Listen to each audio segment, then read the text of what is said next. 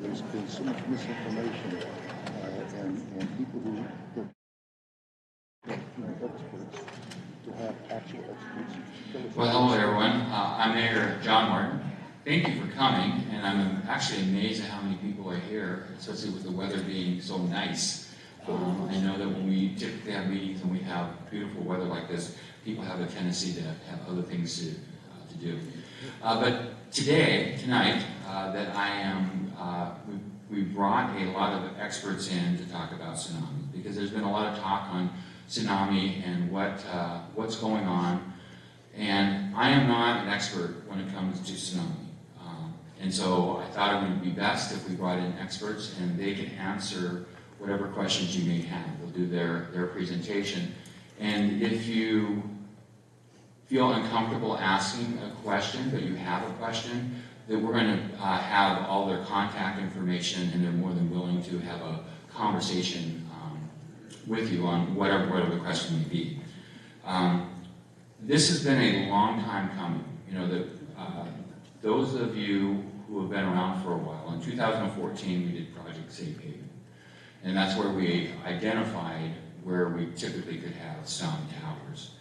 And then in 2018 we applied for and were funded a FEMA grant, which was the one started. And the FEMA grant was one of the first times the FEMA was looking at solving the problem before it became a problem. Before that, most of their grants came to if you had a disaster. And at that time, that we as the City of Ocean Shores were very happy and very proud to be a recipient of that. And then in 2019, we went to our state representatives and received some additional funding from the state. And in 2020, the City Council approved moving forward with the process. And here we are today. So we have a partial plan. We haven't completed it all. We're kind of at a crossroads of what are our next steps that we're going to do or not do. And so the first part that this group is going to talk about about the issues that we have with tsunami, and then what are the possible solutions, and then we'll go from there. But again, it's all about getting the information out, allowing you to have questions. And I'm not saying that we as a city have the perfect solution, but what we do have is some options of what we're working on. So with that, I'm going to turn it over to Maximilian.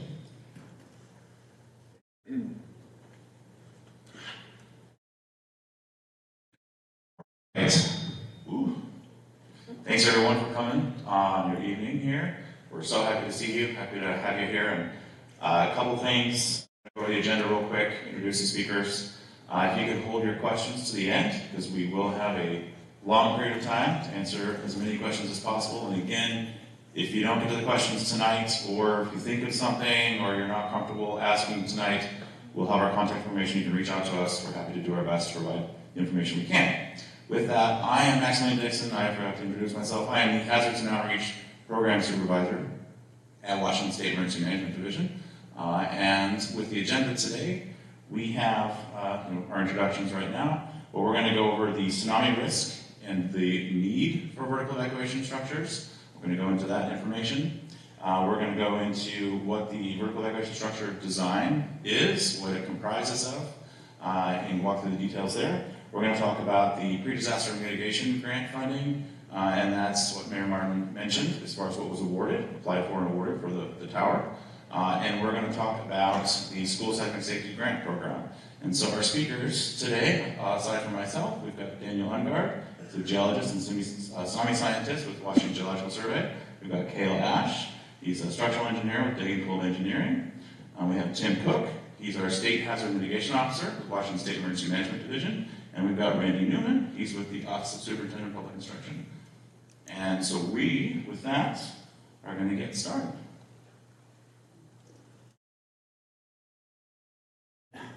Dan's going to kick us off. Thank you, and I'm happy to see so many faces in this room. It's been a long time since I've been out here. Last time I presented, it was in this very same room, and I'm happy to see it full once again. So, Hopefully for most of you, this is kind of a review slide, but for anyone who maybe might be new to the area or hasn't heard the spiel before, why are we here? Why are we talking about tsunamis? What's going on? And the issue at hand is the Cascadia Subduction Zone. It sits offshore of the state of Washington, California, Oregon, and British Columbia, making a very long fault line that is just sitting there right now accumulating strain. Its last event on the fault was in the year 1700, and we know that this fault does periodically rupture on the order of every 240 to 500 years. The USGS has estimated that there's a 15% chance of it happening in the next 50 years, meaning that the likelihood of an event happening within our lifetime and within the lifetime of structures built within our community is uncomfortably high. And so that's where we need to start thinking about, we know what the hazard is, we know how to address the hazard, but let's get into the geologic information and see a little bit about it. So, we know there was an event in 1700, but how do we know anything past that point? And the geologic record, both on land and offshore, provides us a rich history of what has happened here in the state before any of us have ever lived here.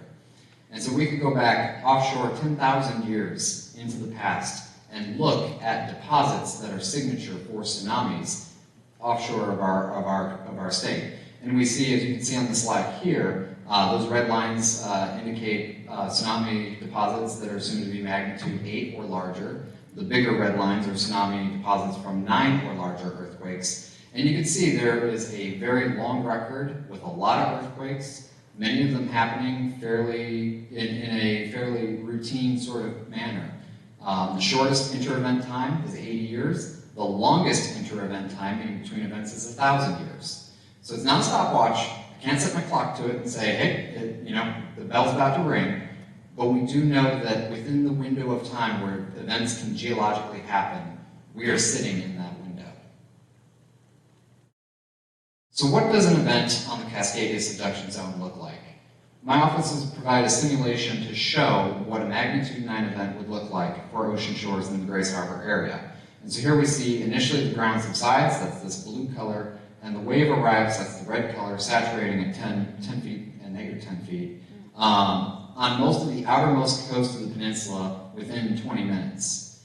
After it reaches the outermost side of the peninsula, it then washes its way across the peninsula, making its way to about the halfway point, the midpoint of the peninsula in about 35 minutes, and then inland into Grace Harbor to then hit Aberdeen and all the more inland communities on the bay side.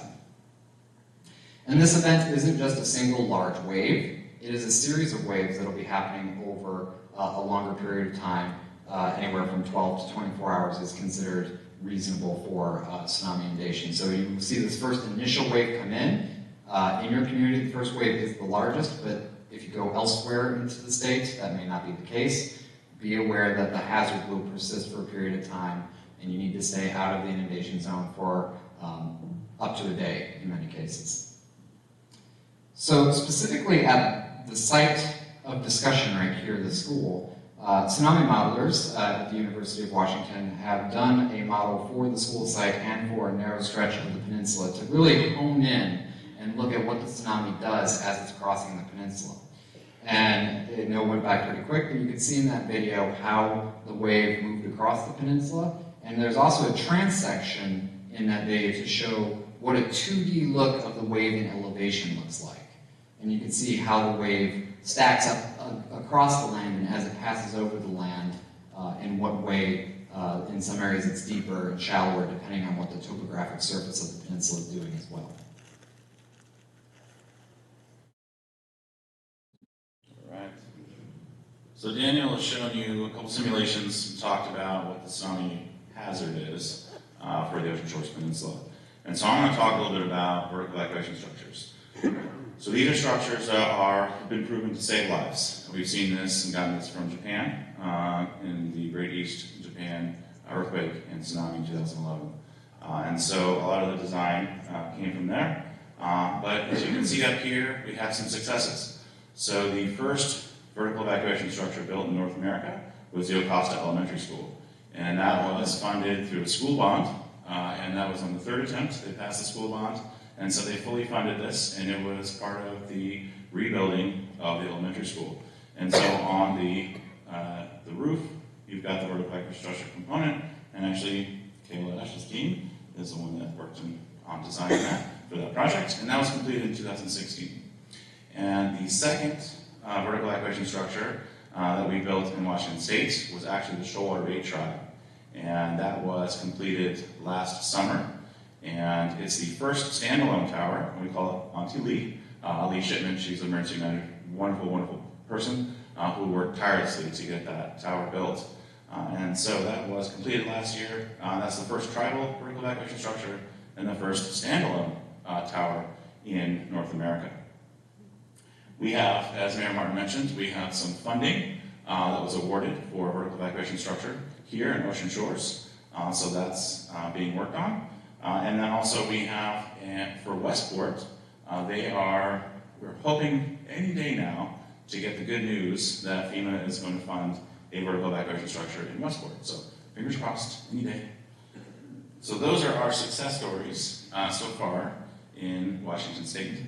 Now, we did a needs assessment, sort of a gap assessment for vertical evacuation structures, because we wanted to know just how many of these things do we need to build in Washington State, right? We knew we needed to build a lot, but we didn't know how many. So we did a study with the University of Washington with some of the key folks that started the Safe Haven project about 12, 13 years ago, and you're really looking into these vertical evacuation structures. You know, what should we build? How do they work? Where should they go? There's a bunch of community meetings that happened 11 or 12 years ago. Some of you might remember. Was anybody at any Safe Haven community meetings? Oh, okay, well, a couple of hands. Great, great. Yes, all right, fantastic. So lots of good meetings. And so we looked at the highest risk areas, and based on the latest tsunami modeling that was completed a few years ago for Washington State, we took a look at that, and we decided that looking at the risk that the three counties, of course, Grays Harbor County, Pacific County, and Clallam County had the highest risk and had the need for vertical evacuation structures. So we decided, okay, we need to give communities options, right? Gotta have options. So we said, let's do a comparison. So in the study, option one, no vertical evacuation structures. All right, how many people would make it to high ground in 15 minutes walking if you had no vertical evacuation structures, which is the current situation, right? So we wanted to figure that out. 25 minutes, because the waves will take a while to get inland in some places, right? So 25 minutes as well, so we wanted to see. Then we had the community-derived, original Safe Haven, the workshops that was done on kind of, hey, where should these go in the community? And actually that matched up pretty well.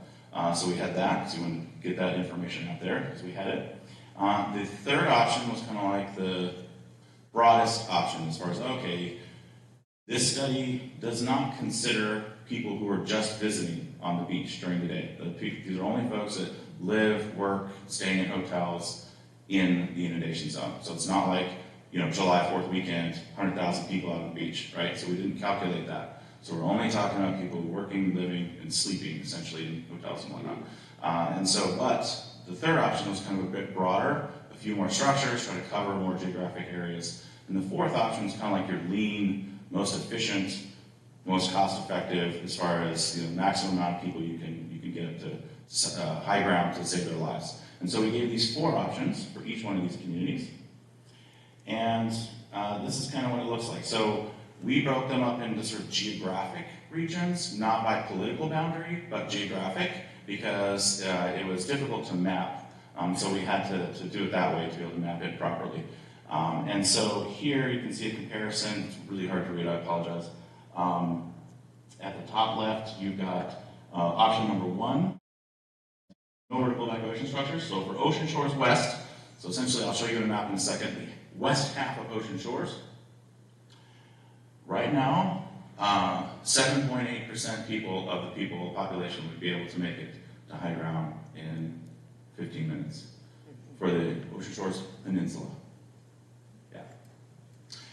8.8% in 25 minutes.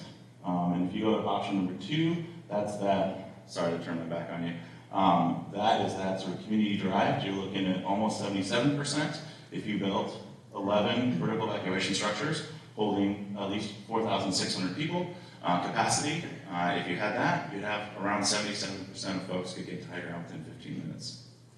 Option number 3, 14 vertical evacuation structures, you're looking at almost 83%. And then for our lean option, option number 4, it's just over 80%, and that's 4,800 people, 11 vertical evacuation structures. So those are the options that were the study, and this is for each geographic area. So this is a map, kind of shows you where some of those locations, based on some criteria of who owns the property, and kind of move through some basic filtering and criteria of something that what we think would be viable areas. So we took pictures, we did a little bit of research, we have all that, and these are 700-page reports. There's 3 of them for each county, 1 for each county. Like I said, it's broken up in geographic regions, so west and east. And so this shows you, it's on our website, I've got a link at the end, and I'll show you can go on there. But essentially this shows where these structures could be, some of the locations. And then here you've got Ocean Shores East, so same thing. And here you've got 12 structures, essentially for our lean option. So if you look at option number 1, no vertical evacuation structures, you're looking at 8.8% of folks on the east side that would be able to make it to high ground in time within 15 minutes. And then, going to option 4, 4,000 people, you need 12 structures. So again, going to this map, all right, 23 vertical evacuation structures for the Ocean Shores Peninsula area. That's what our study came up with. It's the latest tsunami modeling, walk times from the United States Geological Survey. A ton of research went into this, and this was really using the legwork and all of the ground research for the last 12 years through the Safe Haven Project. And so this is what we're looking at as far as a minimum need for vertical evacuation structures in the Ocean Shores Peninsula. This doesn't even cover 100% of everywhere. And it doesn't cover folks that, say, on a July 4th weekend are coming out, right? So a lot of things to consider. But I just want to show this to you. Like I said, the study's on there. We'll share the link. And with that, I will pass it over to Daniel, and he's going to talk about he's going to show some good maps here. Awesome. Thank you. Hello again, I'm back. So, as part of our mission in the Geologic Survey, we look at the earthquake, we look at the tsunamis, and working with EMD, we started looking into this question of, well, how long does it take to get to places that we need to get to? How many of the structures as part of the Safe Haven program? And so working with USGS, developing toolkits and tool sets to understand what are our walk times. Meaning, if there is something I want to get to, how long does it take me to get to it, and can I possibly get to it in the time I have? And so the image that you're seeing now behind you is what happens if a tsunami happened tonight. And right now, if a tsunami happened tonight on the Ocean Shores Peninsula, a 9.0, mind you, the big one, if it happened tonight, there would be no place of refuge on Ocean Shores Peninsula. Your best bet in order to help increase your chances of survivability would be to move inland, bayside, and try to get as high as you can into any existing structure that you find there. And so for those of you who are familiar, that's the east side of Duck Lake. Try to get to the east side of Duck Lake. You're as far from the open ocean as you can get. Try to find the highest thing you can find on the landscape, be it a tree, a house, whatever you can find. Get into it. That's your best chance of survival for tonight's tsunami. So what does it look like if a structure exists at the elementary school? And now on this map, we're looking at a map where the tower has been built. So at some point in the future, the tower is approved, ground is broken, tower is built, ribbon is cut, you all continue on your day-to-day, every day, go to work, go to school, go home. This tower's in your community, it's now there. You can now see at an impaired pace what kind of a difference this tower makes on the community. And I want to very much stress the impaired pace is used here, which is more conservative than the Safe Haven used. Basically, the question that I ask myself here is, if the tower were built at the location that's been proposed, can the elementary school kids make it? And if you look, the school, right right there, just south of the tower. And it's within that first bubble, which is a 15-minute bubble. Remember, the tsunami takes about 30 minutes to cross the midpoint of the peninsula, and the school is within the 15-minute walk time bubble, meaning they have the time it takes to get to the tower. And more than that, a good chunk of the community surrounding the school has the time it takes to get to the tower. And this is at an impaired walk pace. This is at a pace for people who have mobility restrictions. Little kids, people with walkers and wheelchairs. These are people who have a hard time moving quickly. This is the map for them. Now, our standard speeds that we've used on all of our previous walk maps is the slow pace. This is considered a pace that every able-bodied adult in the US and most children can maintain for long distances of time, or long distances and long times. It's a pace that everyone should reasonably find easy to follow. And now, we can see the difference that that walk time bubble has created to your community, basically how much of your community can possibly reach this tower, and how much larger of an area of impact it has. Now here we're looking at maybe the most idealistic case. This is the average run pace. This is an average running pace for an adult between the ages of 16 and 35.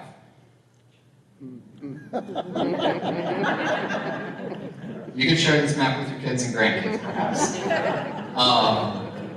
But it's approximately a 10-minute mile, which I have run and know I can withstand. So I know that if an event were to happen and that tower were built, the convention center is right there, the tower is right over here, proposed.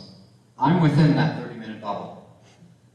I could run to the tower from here and make it in time. The point I'm making here is that I've heard that there have been a lot of people who said, well, it's for the school, but I live over here. It doesn't help me. It doesn't affect me. And one tower, as Maximilian said, is not going to cut it. But recognizing how much of an impact just one tower makes on your community is huge before you can get to the second, third, fourth, and all the other towers that you need. Just one tower is a significant impact. And those slides, I know for the people in back, might have been hard to see, and I went through them very quickly, but if you want, they're up on the wall over there on the other side of the convention center, and you, at your leisure, can look at them as well after this. Outside, I have marked in chalk, outside on the sidewalk, a starting point and an ending point, and I put times to beat on the ground. If you have a stopwatch on your phone, which I hope most people do, you can turn on your phone stopwatch, walk your casual pace to the end of the line and see, did you make it? Did you make it at an average run? I don't expect many of you to be running across the sidewalks back and forth, but if you want to try it, go for it. But can you make the slow walk pace? Or maybe you're a little bit on the slower end of the spectrum. We all walk at different paces, and it's important to know what your personal pace is. How do these maps represent you as a person? Informs you of, is this tower going to fit for you? Is this tower going to help someone in your community? It's a way of being able to calibrate yourself to walking distance is something that I think a lot of us don't actively think about. And so, maps are in the back, there's a station outside to do that, and I encourage you all to do that today. And with that, I'm going to pass it over to Kailash to talk about structural design.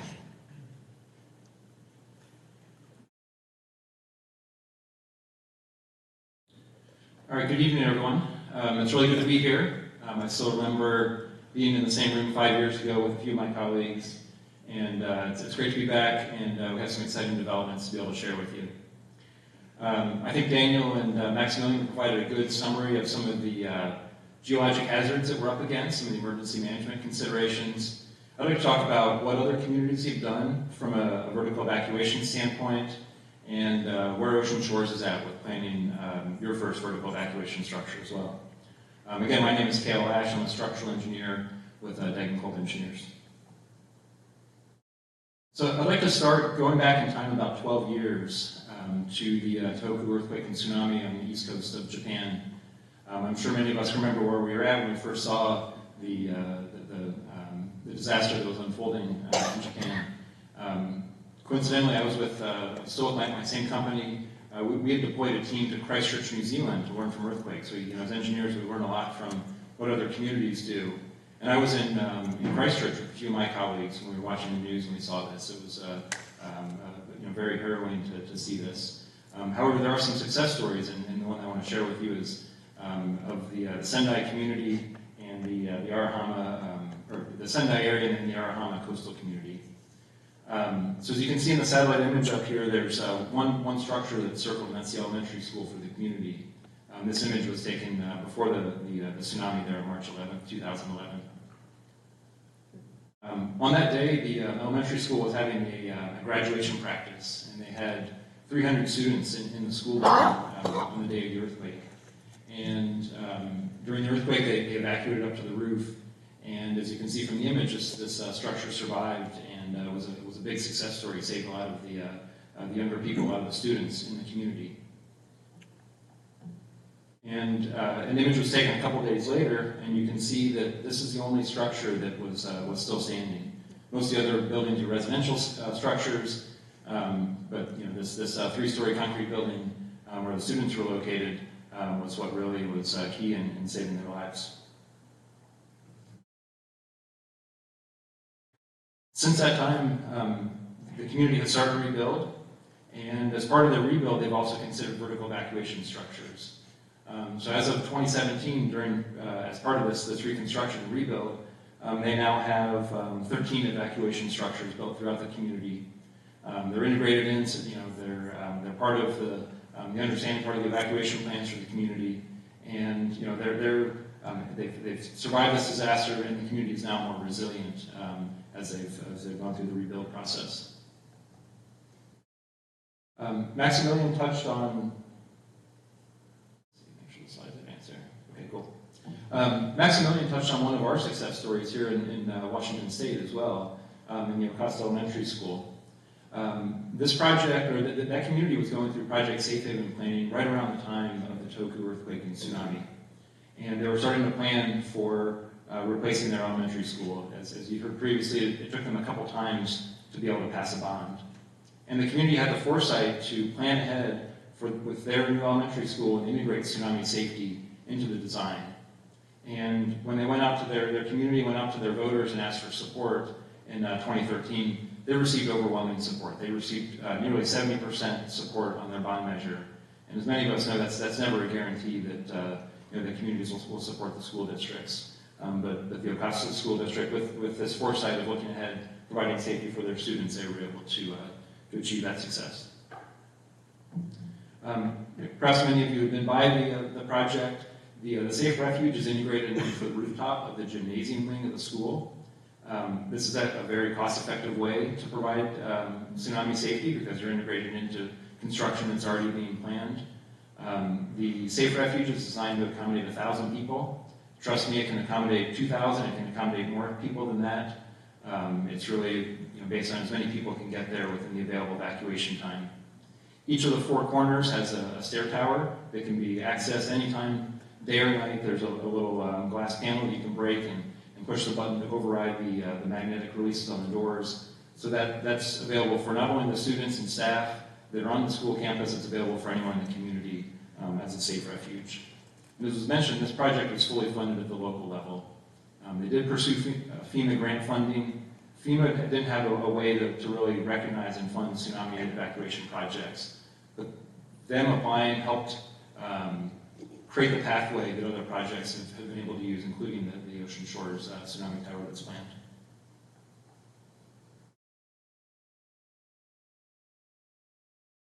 So another success story that just opened up in August of last year is down in Tokeland, and this project was led by the Shoalwater Bay Indian Tribe. In 2018, they developed conceptual design and applied to FEMA for a competitive grant to fund their project. They received that grant in 2019, and they began design or began the design process for this evacuation tower. The evacuation tower for the Tokeland community and for the Shoalwater Bay tribe is designed to accommodate 400 people. It has 4,000 square foot of safe refuge area, It's across 2 levels. It's a fairly basic structure. It's really made for short-term refuge. Maybe people will be there for 12 to 24 hours, maybe just a little bit longer. But really they've provided that safe refuge for their whole community. Similar to the Ocasa School, it does have some basic security fencing just to keep people off, but there's overrides such as accessible 24/7. There's a battery backup that will turn on lights so that people can kind of see it in the event that you need to go there at the nighttime. Down in Oregon, a project that we were not involved with, but is the Oregon State University Hatfield Marine Science Center. This is located in Newport. And you can see here that they've kind of taken the rooftop concept similar to Ocasa, and they've integrated an access ramp to get up to the roof. The ramp is partly on grade and partly on top of another wing of the building. And this project opened up in 2020. So Oregon now has their first tsunami safe refuge as well. So when we think about what goes into the design of these, there's a lot of technical expertise that goes into it. But a couple of the considerations that I'll touch on here really have to do with how big, where to build these, and then how tall to build the safe refuge. So I'll start with siting and capacity. And really this comes down to where are these located in the community. Some of the Project Safe Haven studies that Maximilian shared starts to outline proposed locations that really provide full coverage in the community. And based on those recommended walking speeds that Daniel touched on, generally on the outer coast here, we're looking at spacing these about 2 miles apart. So what we're then looking at is within kind of a 1 mile radius of a walking radius, that's kind of the number of occupants that you could expect to come to the tower, and that helps you decide how big does the project need to be.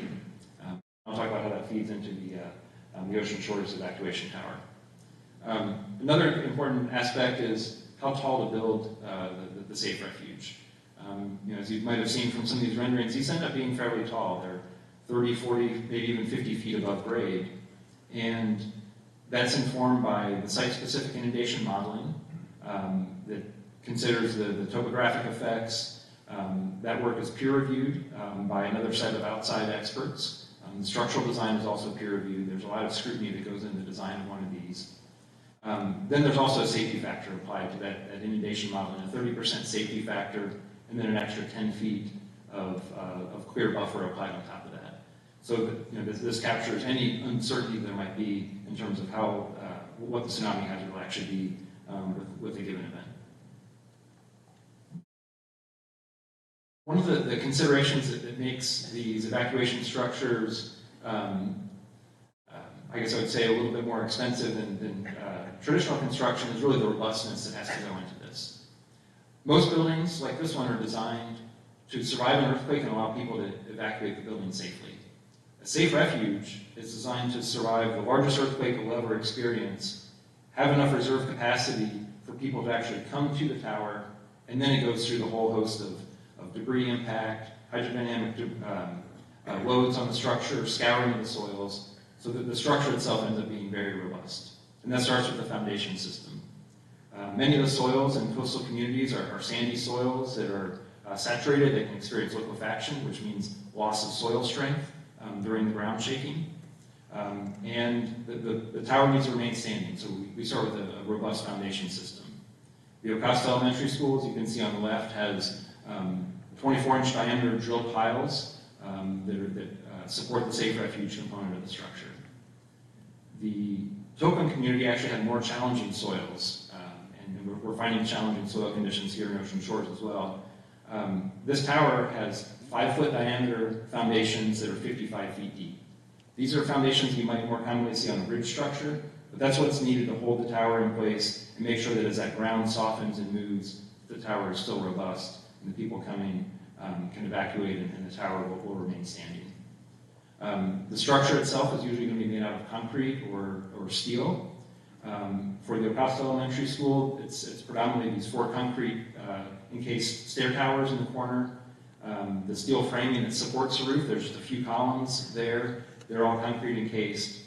And the structure is designed such that if there is debris impact, and it damages the concrete or even those steel columns. There's redundant load paths. So basically the load can redistribute around that and remain standing. Similar concepts are applied to the Shoalwater Bay Tsunami Tower. It's a steel structure, 20-inch square steel box columns that are filled with concrete for that debris impact resistance.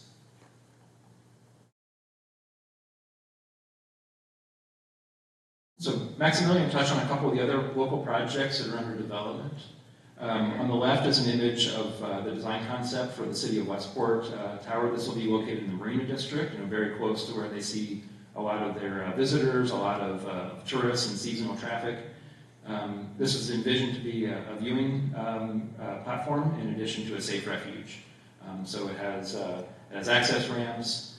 It could potentially be used for summer events, maybe a farmer's market, an art fair, that kind of thing. They've received the initial notice of an award from FEMA, and they're working to finalizing that paperwork. This is designed to accommodate 1,000 people.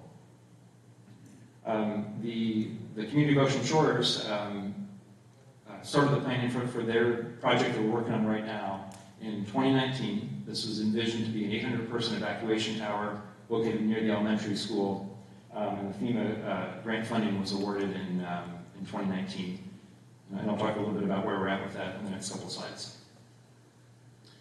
So as I mentioned, the conceptual design was completed in 2019. The project was budgeted to cost around $4.8 million, assuming construction was completed in 2020. And as I mentioned, it's an 800-person capacity within walking distance of the elementary school. In fact, when the project was planned, the elementary school was one of the largest single sources of population that would be assumed to evacuate to the evacuation tower.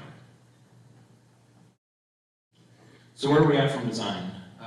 We kicked off design in July of last year. In fact, we had a small kickoff meeting in the room just adjacent to where we're at right now.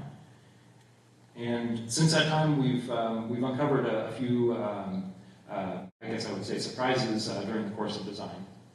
So when we were applying for the FEMA grant, the FEMA guidance allows for stairs for accessing the safe refuge. And that's what had been built with the Acosta Elementary School and the Shoalwater Bay Tribe project. As we've gotten into some of the permitting conversations, the current direction is to provide ramp access to the tower. So one of the challenges with the ramps is that actually increases the amount of area we have to build. For 800 people at 10 square feet per person, that means we're building 8,000 square feet of refuge area. The ramps to provide enough access, that requires another 5,000 square feet of construction. So that's a significant increase in the amount of construction. With the ramps also comes the requirement for sprinklers. There's additional foundations that are required because we're building more structure with those ramps. As we've gotten into some of the geotechnical investigations, we are finding some softer soils, and that has increased our foundation costs by about $300,000. And anyone that's gone to the store, gone to the hardware store, trying to buy any construction materials, know what's happened from 2020 to 2023, or we're now looking into 2024. We'll build the structure. Cost escalation in the construction market has increased costs by about 35 to 40% from 2020 until where we're at right now. And that's a significant budget impact. So a project that went from around a $4.8 million project budget is now a little bit north of $13 million. So that's where the project is currently at. So what have we been looking at in terms of ways to bring some of those costs down? We've already looked at and studied several cost savings ideas. One that's on the table is deferring some of the things that are more nice to have, some of the communications equipment, the battery backup, things that basically can be added back into the structure in the future as funds are available. So we could see some savings in the project with that. We think we have a path through the building code to be able to eliminate the sprinklers. The reality is after an earthquake and tsunami, there's likely not water supply to even provide water to the sprinklers. So we think we might have a path forward to be able to remove those from the project. And a couple of smaller ones, we might be able to avoid a fire access drive. And we're also looking at simplifying some of the fencing and some of the finishes just to be prudent with the design decisions there.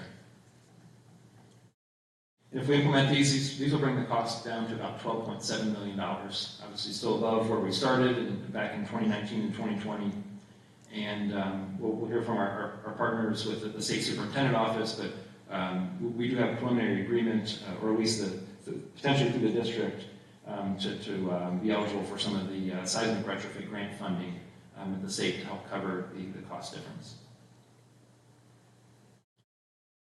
A few of the other kind of what I'm calling big picture ideas, if we're not able to receive the extra funding that's needed for the project, a few that we're looking at is one, the tower could just be moved and located on the school campus. The project right now is being led by the city. The school district could also be the lead agency for this. In this case, the grant funding that's going to the city would not be eligible, but the district might be able to fund the project in this scenario. Another is scale the project back and build what we can within the current budget. That would mean the ramps, we would not be able to provide the ramps. We wouldn't be able to build an 800-person tower, but maybe we could build a 400-person tower. We could always allow for those to be added in the future as more funds are available, so we could phase the project and build part of it now and build the rest in the future. Another thing we can do is complete the design for the project with the current grant funding, and then before moving into construction, we'll have to be looking for another, essentially other funding to help bring the project all the way through construction.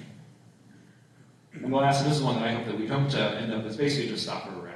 Stop the project and maybe move to one of the other sites that's been identified in Project Safe Haven. But these are kind of the range of options that we could use to go forward. Before I wrap up, one thing that we are looking at right now is the siting for the tower. So the initial project site, as you can see on the graphic, is in kind of the northwest corner of this wooded lot near the Public Works Yard.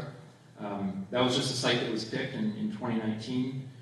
It is within that kind of walking radius of the school. However, we think we could probably move it just a little bit closer instead of, it's like a third of a mile walk at the current site. Maybe we could cut that almost in half and move the site a little bit closer, just on the north side of the church lot.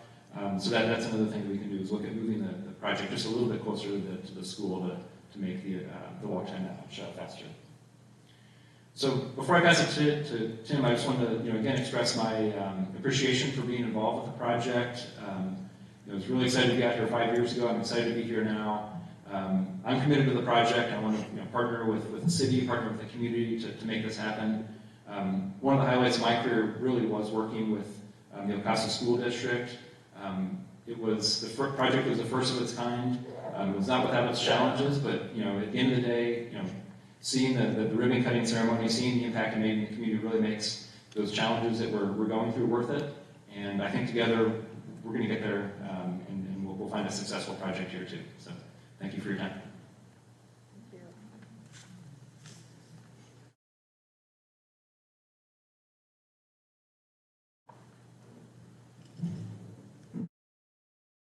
Thank you, Cale. Wish I was that. I wouldn't have to adjust the microphone, among other things. All right. My name's Tim Cook. I'm the State Hazard Mitigation Officer. I work at Washington's Emergency Management Division alongside Max and Ryan. My office's job is to administer FEMA mitigation grants for the state of Washington. This is a hot mic. I can tell it wants to develop in just a second. Let me just here. All right. Behave. So, we administer hazard mitigation grants all across the state of Washington, including up and down the coast of Washington. And we'll get into it. I want to tell you guys the story of this pre-disaster mitigation grant that is at the center of at least the funding portion of this project so far. I started at Emergency Management Division back in 2011. I've been in my current role as State Hazard Mitigation Officers for 7 or 8 years. So I've had kind of a ringside seat, or maybe I've been in the ring, for the duration of this particular grant. So I feel like I can speak from experience on this particular grant And it really started with partnerships that Maximilian and Daniel and others have identified, going way back to Project Safe Haven, before any grant opportunity was even available. So it's been 6 years since the actual application was submitted. During those 6 years, I've seen 2 big wins. I've seen 2 big challenges. And I now see that there's one big decision that the community is going to have to make. So let me walk you through the timeline real quick and give you some more details about the grant. The development of the grant proposal itself from the city actually started in 2017. It takes a while. You have to do cost effectiveness measures. You have to answer a lot of questions, put a package together, get it to my office at the state, and then we have to bundle it up, send it off to FEMA, and cross our fingers. This particular grant program is called PDM, Pre-Disaster Mitigation. It's a nationally competitive grant program. So when you submit it, you don't find out for a while if you're going to win it or not. And in the meantime, everyone's really on pins and needles because we champion these risk reduction projects at my office and at all levels of the NB. So when in 2018 we learned that Ocean Shore's vertical evacuation structure proposal was actually selected at the national level for further review, not awarded yet, because that you have to go through a lot of scrutiny before you get the award. But it was selected for review. I mean, we were celebrating. We were high-fiving in the halls. We came to Ocean Shores to share the news and have a parade. Well, we didn't have a parade, but we wanted to. It's a big deal to get selected for this national competition. You're competing with literally everything else that was submitted nationwide for, at the time, a relatively small pot of money for really important risk reduction projects. So it was a big win, and it kind of started this process for us. And then in 2019 to 2020, for that whole time, FEMA was reviewing the proposal. They were scrutinizing every nut and bolt of it.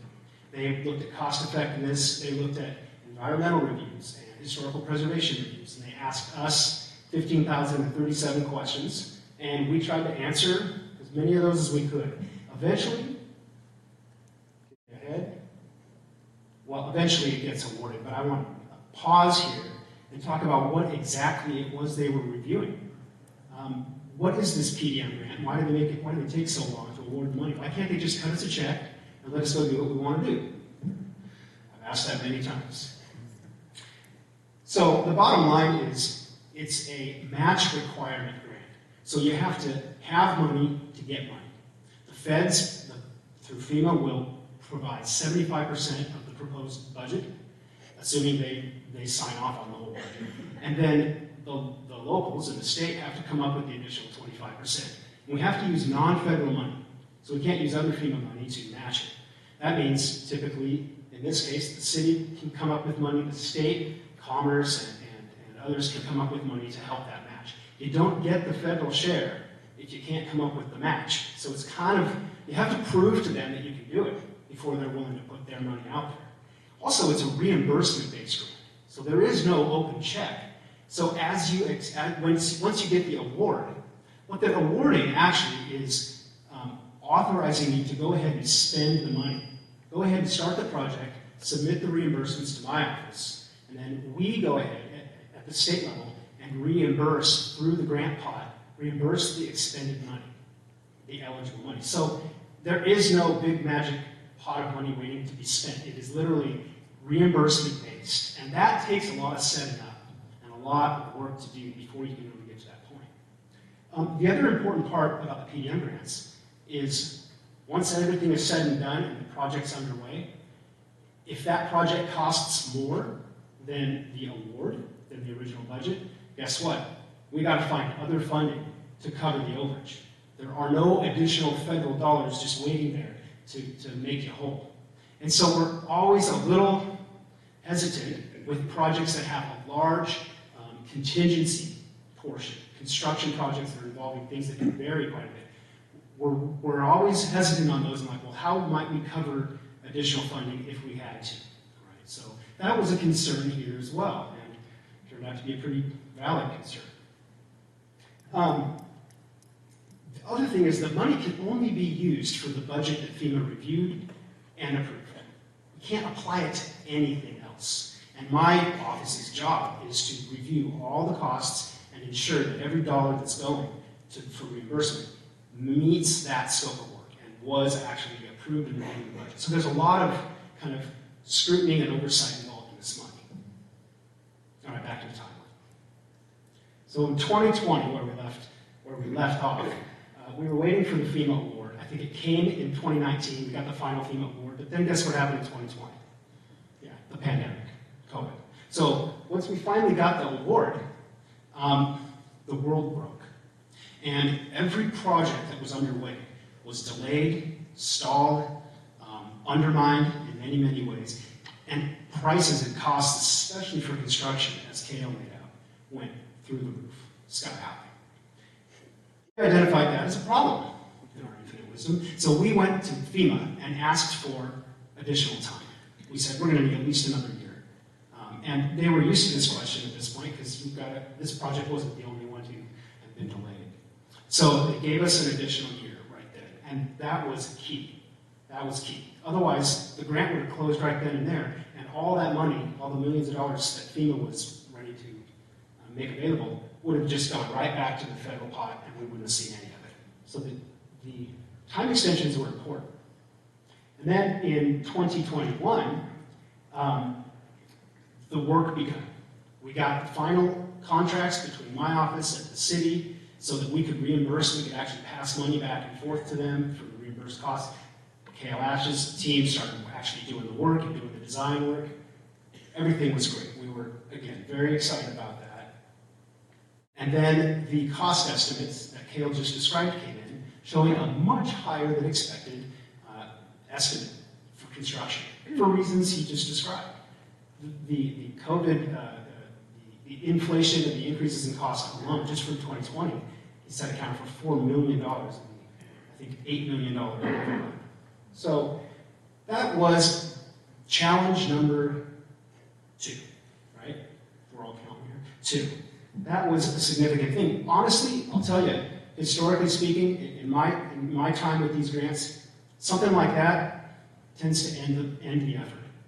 It tends to be and it's extremely rare, but when it happens, it's like, well, I guess we're going to do our due diligence in our office to get more time. We want to buy more time for everyone to look for additional funding, because we can't ask FEMA for any more. There ain't any more for PDM grants. So we're going to buy more time, which is what we did. My office secured another 1-year extension on the grant to buy that time and to look around.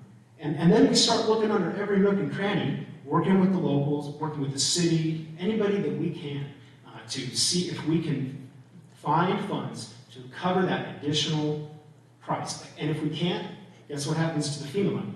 It goes away, it gets deobligated. So there's millions on the line there. And we're invested at this point and want to see it done. So we got the extension, and that brings us up to now. This is where the big win number 2 happened, at least from our office's perspective. We couldn't believe it. And we were really excited to find out that the looking under all the rocks actually paid off this time. That the state, with OSPI and DNR's help, were able to identify some state-level funds that could, if the city wants to pursue it, could cover the additional costs that the old PDM grant cannot cover. Not just a little bit of it, all of it. So I was happy, surprised and happy, and immediately got on the phone and started talked to FEMA and said, hey, hold on, we might have an opportunity here. Of course, inevitably, it's up to the city. It's up to y'all what you want to do with that opportunity. And Randy Newman from OSPI, who's a part of that opportunity, is going to talk about it next. That's a pretty big win. It's exceedingly rare to find that cost estimates going that much higher for such an important project. And then for us to actually find, in state funding appropriations, an opportunity to cover those costs. It's exceedingly rare. So here we are. What are the next steps for this grant? There's really, as I see it, there's a fork in the road. There's 2 ways that we can go here, on the funding side anyway. The big question is, will the school district decide to secure the state funds, pursue that state money that OSPI is going to talk about here to cover the additional project costs. They could decide to do it. If they do that, my office stands ready to do a couple of things. First of all, we're going to make sure we get more time on the clock. Obviously, it's up to FEMA to say yes or no. We have good relationships with FEMA. We work with them all the time. They are supportive of this project, so I'm cautiously optimistic that they'll get the time we need within certain parameters. We don't have forever, but they're going to work with us all the time.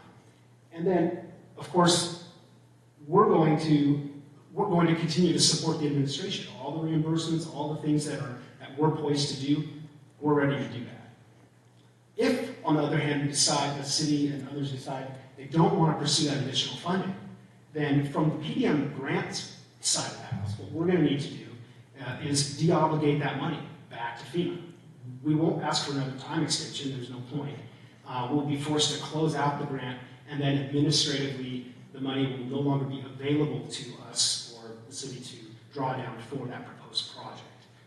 Time up kind of thing. And the additional money that's available there, it's just not going to be, it can't be applied to anything else. It just kind of has to go back to the FEMA coffers. I do not want that to happen, as you might have guessed. So we're invested in making sure that if it's the decision of the city and everyone to move forward with this, with pursuing the funds that Randy's going to talk about next, that my office at EMD stand ready to support that in any and every way that we can. So Randy Newman from OSPI, I'll let him tell you the acronym there, but OSPI is going to come up and talk about that funding opportunity.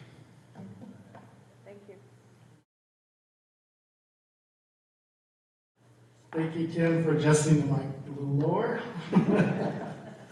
Good evening, everyone. I'm Randy Newman. I'm the Director of School Facilities with the Office of Superintendent of Operations.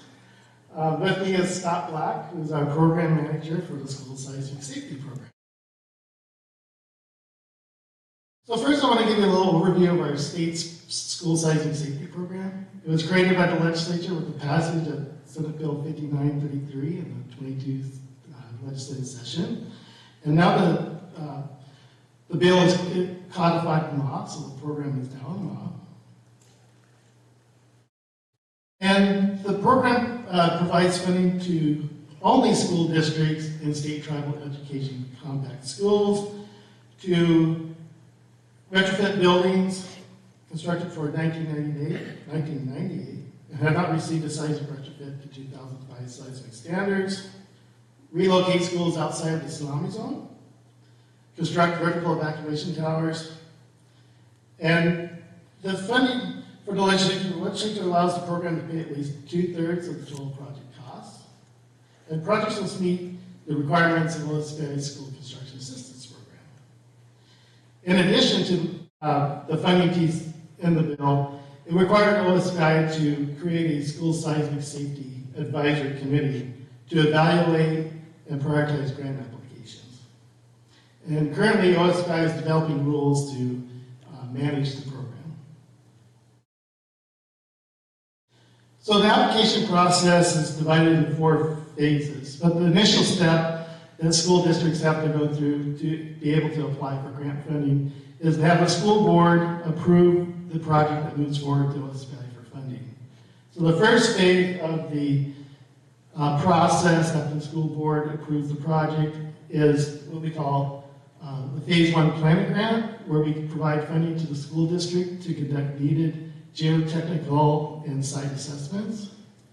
Once the school district completes that work, they'll present those studies and assessments to the School Seismic Safety Advisory Committee, and upon recommendations of this committee, OSPI would award funding for a phase 2 planning grant, which would start the conceptual design of the proposed project to make the needed retrofits. And then again, this district and the consultants would come back to the district, or to OSPI, and get approval to move forward to phase 3, where they get funding to conduct the conceptual design of the retrofit with cost estimates, so we know how much the proposed retrofit will cost. And upon approval by the School Seismic Safety Committee, then we would move to phase 4, which is actual construction of the project. And funding, the legislature provided $100 million this current biennium, and then they funded another $40 million for next biennium. So I want to take this opportunity to provide you an overview of where we're at with working and collaborating with the school district. OSPI has granted funding, a phase 1 planning grant to the district to conduct a geotechnical and site assessment of the junior senior high. Once we receive that studies back, they'll present that to the committee, and then we'll start collaborating with the district to determine the project scope regarding site retrofits, possible full modernization, and construction of a vertical evacuation tower. Next is Ocean Shores Elementary.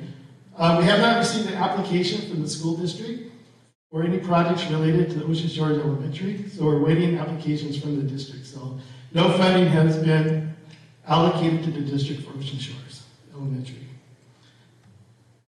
And lastly, Pacific Beach. OSPI provided grant funding to the district back in August of 2020 to do a conceptual design or retrofit of the gym there. Based on the conceptual design and the cost of needed retrofits and the poor soils, the site committee recommended that the school be relocated to outside the tsunami zone. So currently we're awaiting applications from the district to conduct a phase 1 planning grant when a new site is selected by the district. So that's where we're at today with the district. Scott and I are here to answer any questions that you may have regarding our collaboration with the district and future funding opportunities. Thanks. Well, here's our contact information. All right.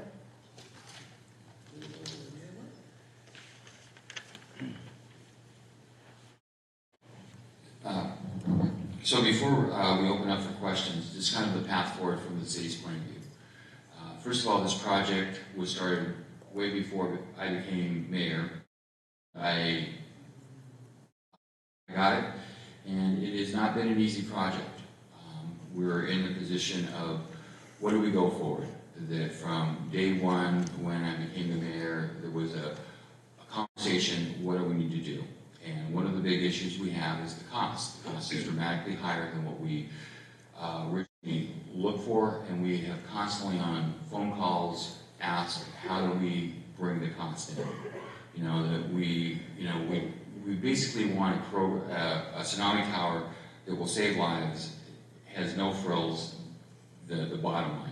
Unfortunately, we would be the second one to be built, and one of the things, the goal line keeps shifting on us from the city. That we went in there not knowing that we had an ADA compliance. The issue is because of the building is not a standard building, then our code actually says you need to have a sprinkler system, which I personally think is ridiculous. But we continue to work with it and try to come up with solutions. One of the other issues that is a big issue is just the communication level. My goal is to work collaboratively with all partners. In this project, I've got so many different partners up here, as well as working with the school, and all these things that are very difficult for us to move forward, and how do we solve it? I will tell you that when I first moved in this community, that I kind of took the approach that I think probably many people within Ocean Shores have, is that it is what it is. We live in Ocean Shores, and if a tsunami happens, a tsunami happens. That was my philosophy, but what I did not realize is that my wife didn't share that philosophy. One of the days I opened up our closet to find go bags in the closet, and she explained to me what the plan was. And the plan was to go to the tallest house in our neighborhood and climb up on top of it. But with that, I became an elected official, and one of the things that did occur, there was a earthquake in Alaska, and we went on to a tsunami watch. And I realized that tsunami could, if it hit here, was going to be 6 hours. And to not have a plan, what to me didn't make any sense, because one of my goals of a mayor is safety for our citizens. And then what is also important is that being mayor, I get to go to all these emergency preparedness seminars that Hannah puts on and talks about, and all of the conversations are, what do you do when there's a major earthquake or tsunami or whatever? And I, as the mayor, sit in there and realize that there's really not an option for us to probably get out of the town. Again, not to scare anyone, but it is, and how do I put our path forward? I constantly talk to this group here of that if you can't get it built in Ocean Shores, you're probably not going to get it built anywhere. And every time that someone brings up a question to me on, have we thought about berms? Have we thought about tsunami pods? Have we thought about, more highways, whatever it's going to be, we look and we ask and we find and we talk about how do we find funding? Because one of the biggest challenges we have as a city is we don't have a lot of money. So we're kind of stuck with what we got. And the answer I get from them a lot is we don't fund that. And it's not an option. So we've looked and to see what our option is. This is the best option.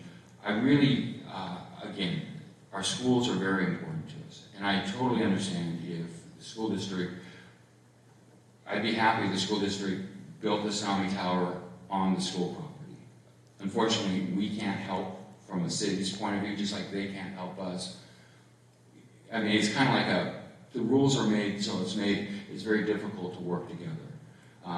But I take full responsibility as far as the communication between myself and the school district. Schools are very important to me, but understanding of how to communicate, how to get things to do. And I wish if we went all the way back to when we first started, that we were talking with the school district and working things together. So with that,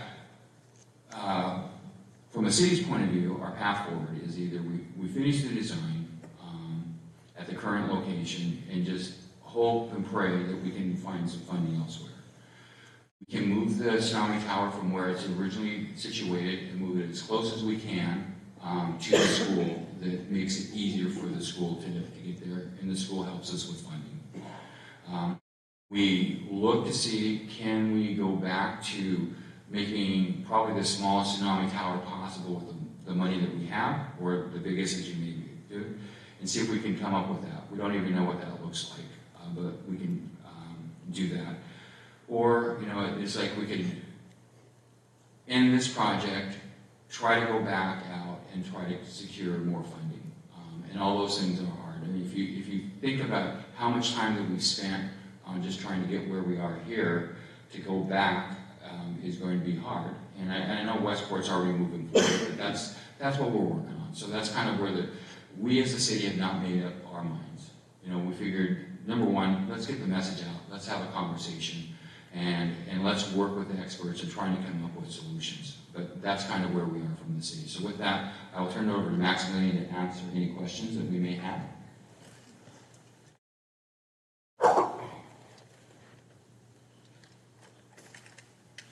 Thanks, everyone. All right, so I know you all been sitting for a while. A lot of information has been said, and we've gone over a lot. So I have some resource links up here. All right. Okay. Anyways, all right. I have some links up here. I know they're hard to see. In the booth in the back, we have some information, so we can get. If you have questions again, you don't want to ask them here, or you think about them later. You can go in the back, and we can provide information, or you can go onto these links for information here. And so what I'm going to do is I'm going to open it up for questions. So we have. Use the microphone. What happened to our microphone? It was not nice. It was not nice. Okay. Well, we'll do a little switcheroo here. So we'll move this over here.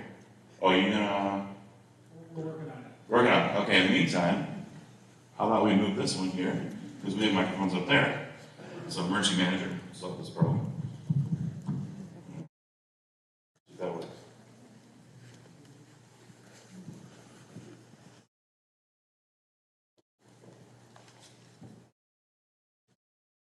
My name is Randy Dutton. I want to know why no debris flow study has been conducted for any of the Tsunami Towers buildings that have been erected or proposed right now. My understanding is that some experts have told me that it's the city's responsibility to do the debris flow study. And what you've got with the proposed site is you've got 0.8 miles of debris that's going to be washed in toward the tower with vehicles, RVs, boats, houses, propane tanks. And the study that's coming out of the University of Hawaii, and I sent the researcher the pillar plan of the tower. I said, yeah, guaranteed the debris is going to collect in those pillars. They're too narrow. It's going to entrap the debris, and it's going to build up. Japan had over 150 debris fires in their tsunami. You get one ignition in a big debris field that accumulates at the bottom of that tower. It's a good chance that nobody in that tower is going to survive the fire and smoke. And what they found is a lot of the vehicles, a lot of the cars were sparking in the debris flow. And they built things and in the debris fields, and they ignited a lot of fires. In Japan, they actually had to evacuate 3 of their tsunami evacuation buildings because of the debris fires that were pushed up against these tsunami evacuation buildings. But another researcher who's been doing tsunami debris flow against pylons has shown. Let them answer. Okay. Okay. I can help respond to the debris flow question. I might have skipped over it when I was kind of talking about some of the structural design considerations, but all the tsunami evacuation towers do consider debris effects. They consider the damming effect, just like you're discussing, where residential structures, other structures become debris and they lodge against the structure. That then becomes what's called hydrodynamic load, drag load against the structure of the tower. And all of that's contained in the building code. I might have forgot to cover it, but all the structures are designed for all the debris flows you're talking about, cars. Believe it or not, it's actually logs and poles which provide the greatest debris impact force on the structure. And that's mainly because they don't deform when they impact the structure. Cars, school buses, they all crumple in a crash. And that actually helps protect the occupants and reduces the force on the structure itself. So all the structures are designed for those same debris flows that you're discussing. And one of the new enhancements that we've been working on with our colleagues at the University of Washington is actually tracking the debris flow around the structure. And so we can now model how is debris going to be influenced by the structure, the built environment, and factor that into the configuration of the buildings that we're designing. I saw that study. I had a copy was sent to me. All the debris they used to simulate that were nice, smooth, straight items. They were not tree branches. They were not telephone poles. They would bounce off the pillars and whatnot. One of the studies that I have access to showed that the debris, depending on what type of debris, could increase the force against the pylon up tenfold. Yeah. So, was there a debris flow study done for this project? And if so, where is it? So the debris flow study, I think that you're talking about, is actually the inundation. So understanding the flow velocity and the directionality, that helps you understand which way that the water is coming into the site. The debris effects are actually contained in terms of, the open structure, like the Shoalwater Bay Tribe. That structure is actually designed assuming that it's fully blocked up with debris and all that drag load is dragging on the tower. So it's all carried in the structural design of the tower itself. So there was no debris flow study. The debris flow study you're talking about, I think, is part of it. Maybe we should kind of have a sidebar after we wrap up, but it's really contained within the inundation modeling. That's, it's all done per the building code. It's all peer reviewed by third-party experts. I think it's a very nuanced topic, and I'd love to talk with you about it more. But I can say all the structures are designed to resist debris forces. They have redundancy built in. All the designs are peer reviewed by an outside structural engineer, an outside tsunami modeler. I mean, this is kind of like this is even beyond like hospital design criteria that is applied for The professor in Hawaii has said to me that there has been no debris flow study done on any projects, and that it needs to be done. He admitted that Acosta should have done one, and he thinks in hindsight they need to go back and do a debris flow study. But another question I would have on the tower, if you want to reduce the cost, you break the project down into 2 parts. Now, I'm personally a big fan of the tsunami evacuation hills, but separate the ADA requirement from the tower itself and use those survival capsules as the ADA portion of it, which dramatically reduces the cost of the overall building. Right now, just the building for the ramps, you got $15,000 per person at full occupancy. You can get capsule space for people from like $5,000 to $7,000. You can site that where people who might be limited mobility live, so they don't have to try to get over to the tower. So separate the project. So you have the tower, and then you have the ADA compliant of it. So you don't have to modify and expand the whole project with ramps and everything. So it's not pet friendly. People will not be able to get their pets up there.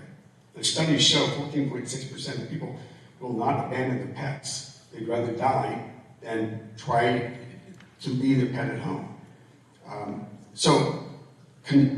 Accept the fact that it's not ADA compliant and not pet friendly, and create an alternative solution for those people who are not going to be able to get to the tower either through capability or desire because their pet can't get up there.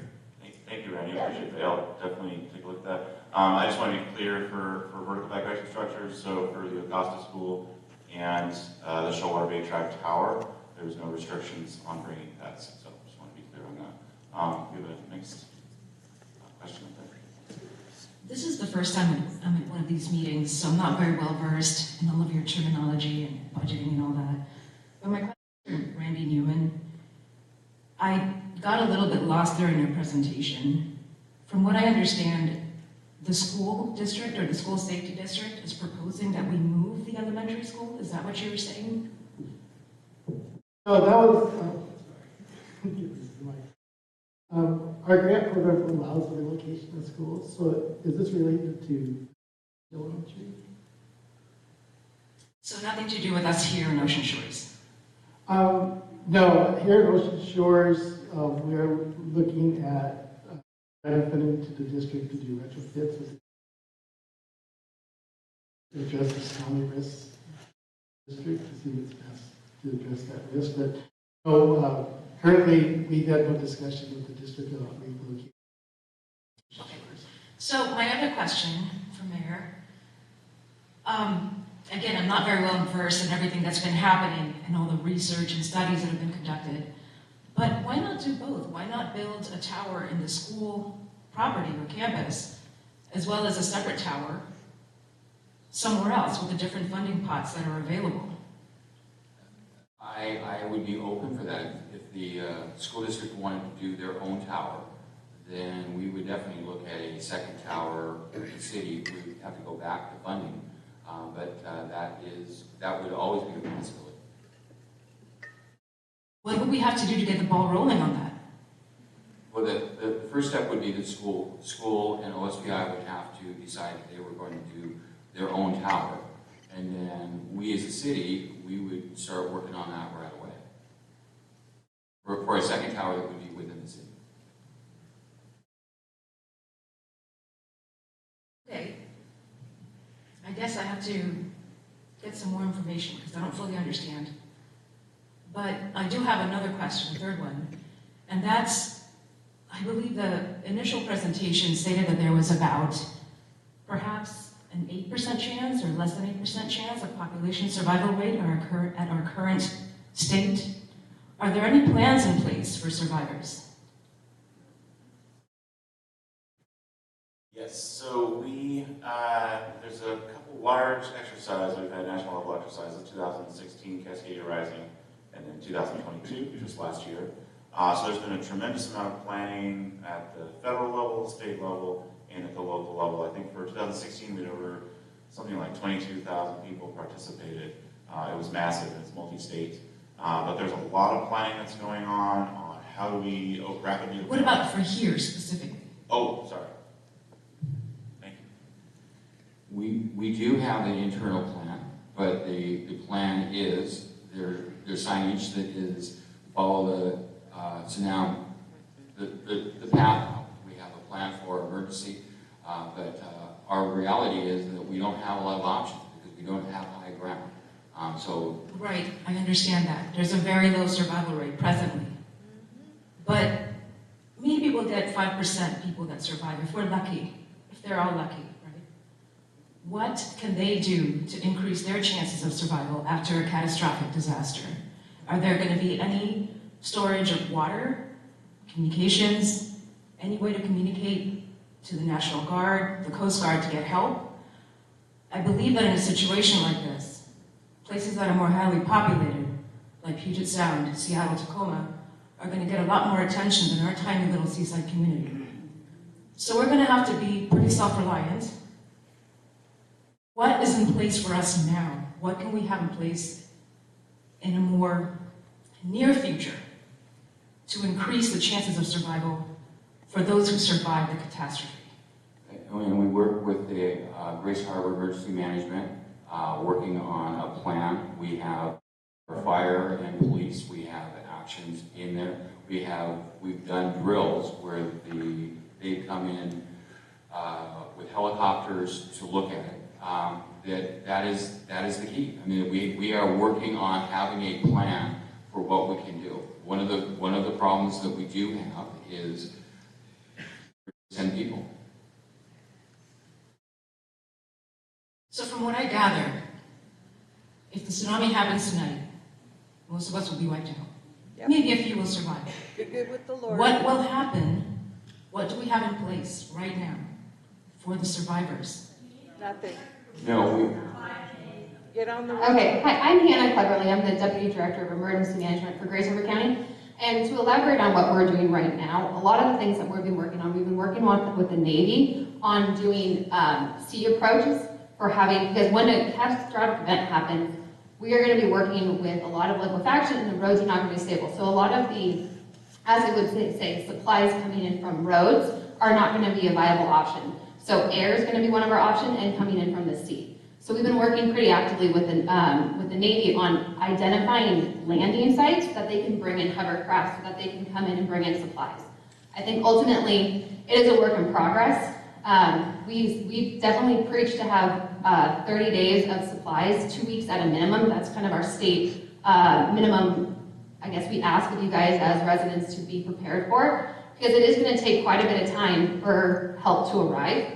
One of the things that we encourage everybody, and because it's a hard time to say, go get as much of supplies as you can, because it's expensive as well. So we encourage people to take little bits at a time and build a supply over time.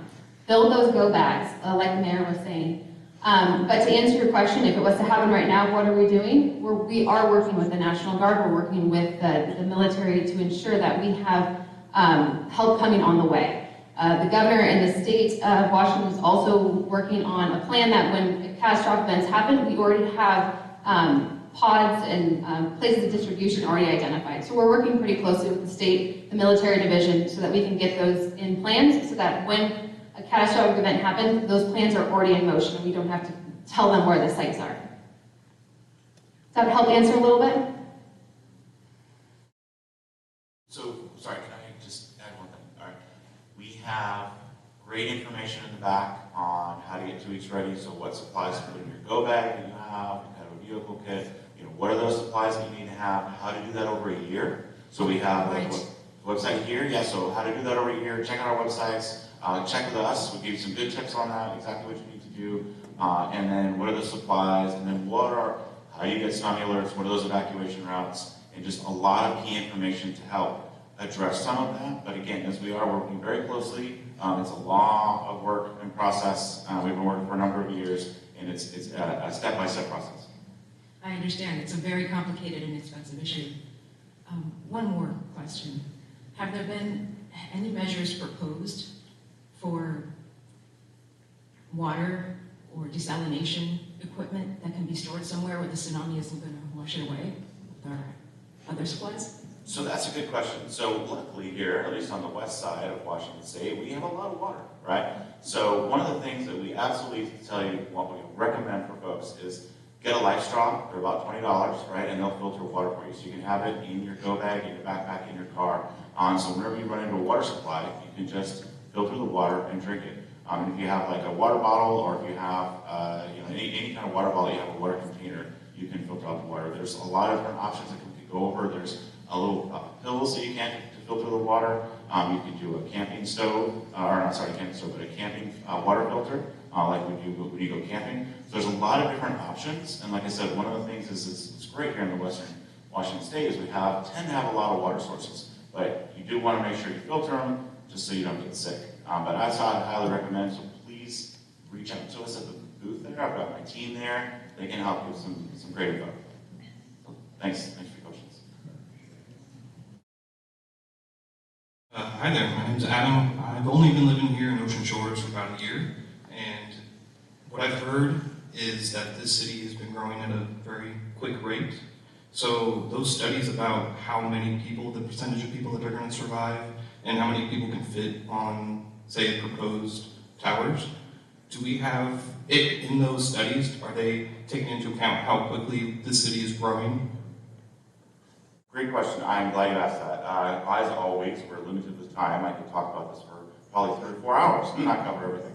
But I will say, great question. We actually are in the process of doing an updated assessment. And my colleague and team partner, Dante DiSabatino, who you might have seen, he's in the back there taking some pictures. So him and a contractor, John Bauer, and myself, another team, we have cleaned up the building data and the data that's out here in West Shores. And when we were going through that over the last year, we were shocked at how many people have moved here and how much it has been just boomtown, right? And so we updated that data, and we noticed there's about a 20 or 30% increase. And so we have the updated numbers. We just haven't had a chance to update the study there. So yeah, you're looking at about a 20 to 30% increase. Okay, one more question, quick.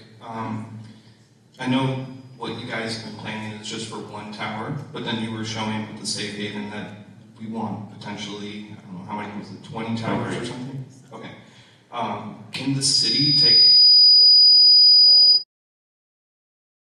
is the city planning at all of securing lots or land for those proposed towers that could happen in the future? The city actually we have a lot of land throughout the city. So if we have the opportunity to build more, there are locations that we have parks. I mean, there's just a lot of stuff. So securing land is not going to be a problem for the city if we can find how to build it and move forward. Okay, perfect. Thank you. Hi, my name's Tammy. I've also lived here about a year and a half. My question is in regards to these maps at the back. I actually want to know whether or not I'm reading them correctly. So my understanding is that the map on the far left that has blue, primarily blue and gray, if I'm reading that correctly, it shows that a wave can reach up to 60 feet. And I'm not saying that this is true, but if we are on our own and the towers are not built and we're trying to get to high ground, whether that's climbing a tree or trying to get onto a roof somewhere, is the goal 60 feet? That's a great question and good observation. If you're on the outermost part of the western coastline of Ocean Shores, yes, that's your goal, which is why I suggested that for tonight's tsunami, you move bayside as far as you can over to the Duck Lake area, because that is topographically higher. So the tsunami, as it crosses over the peninsula, is seeing all that topography and interacting with that topography.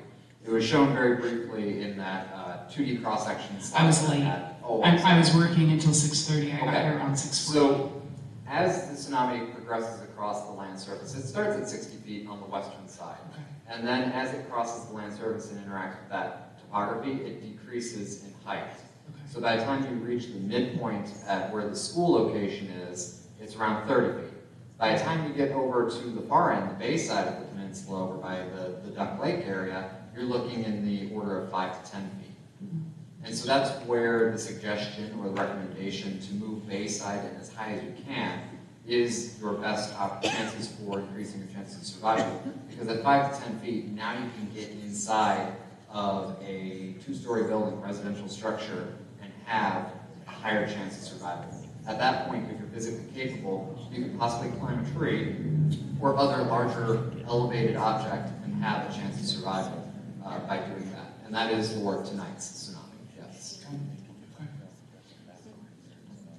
Yes, and it's also important, thank you, to recognize that the event that we're modeling here is what we consider the maximum considered for the state. It's a 2,500-year event, or approximately. So basically it's saying that this is the largest earthquake that any building code for seismic would be built to for critical facilities. They build to the 2,500-year standard.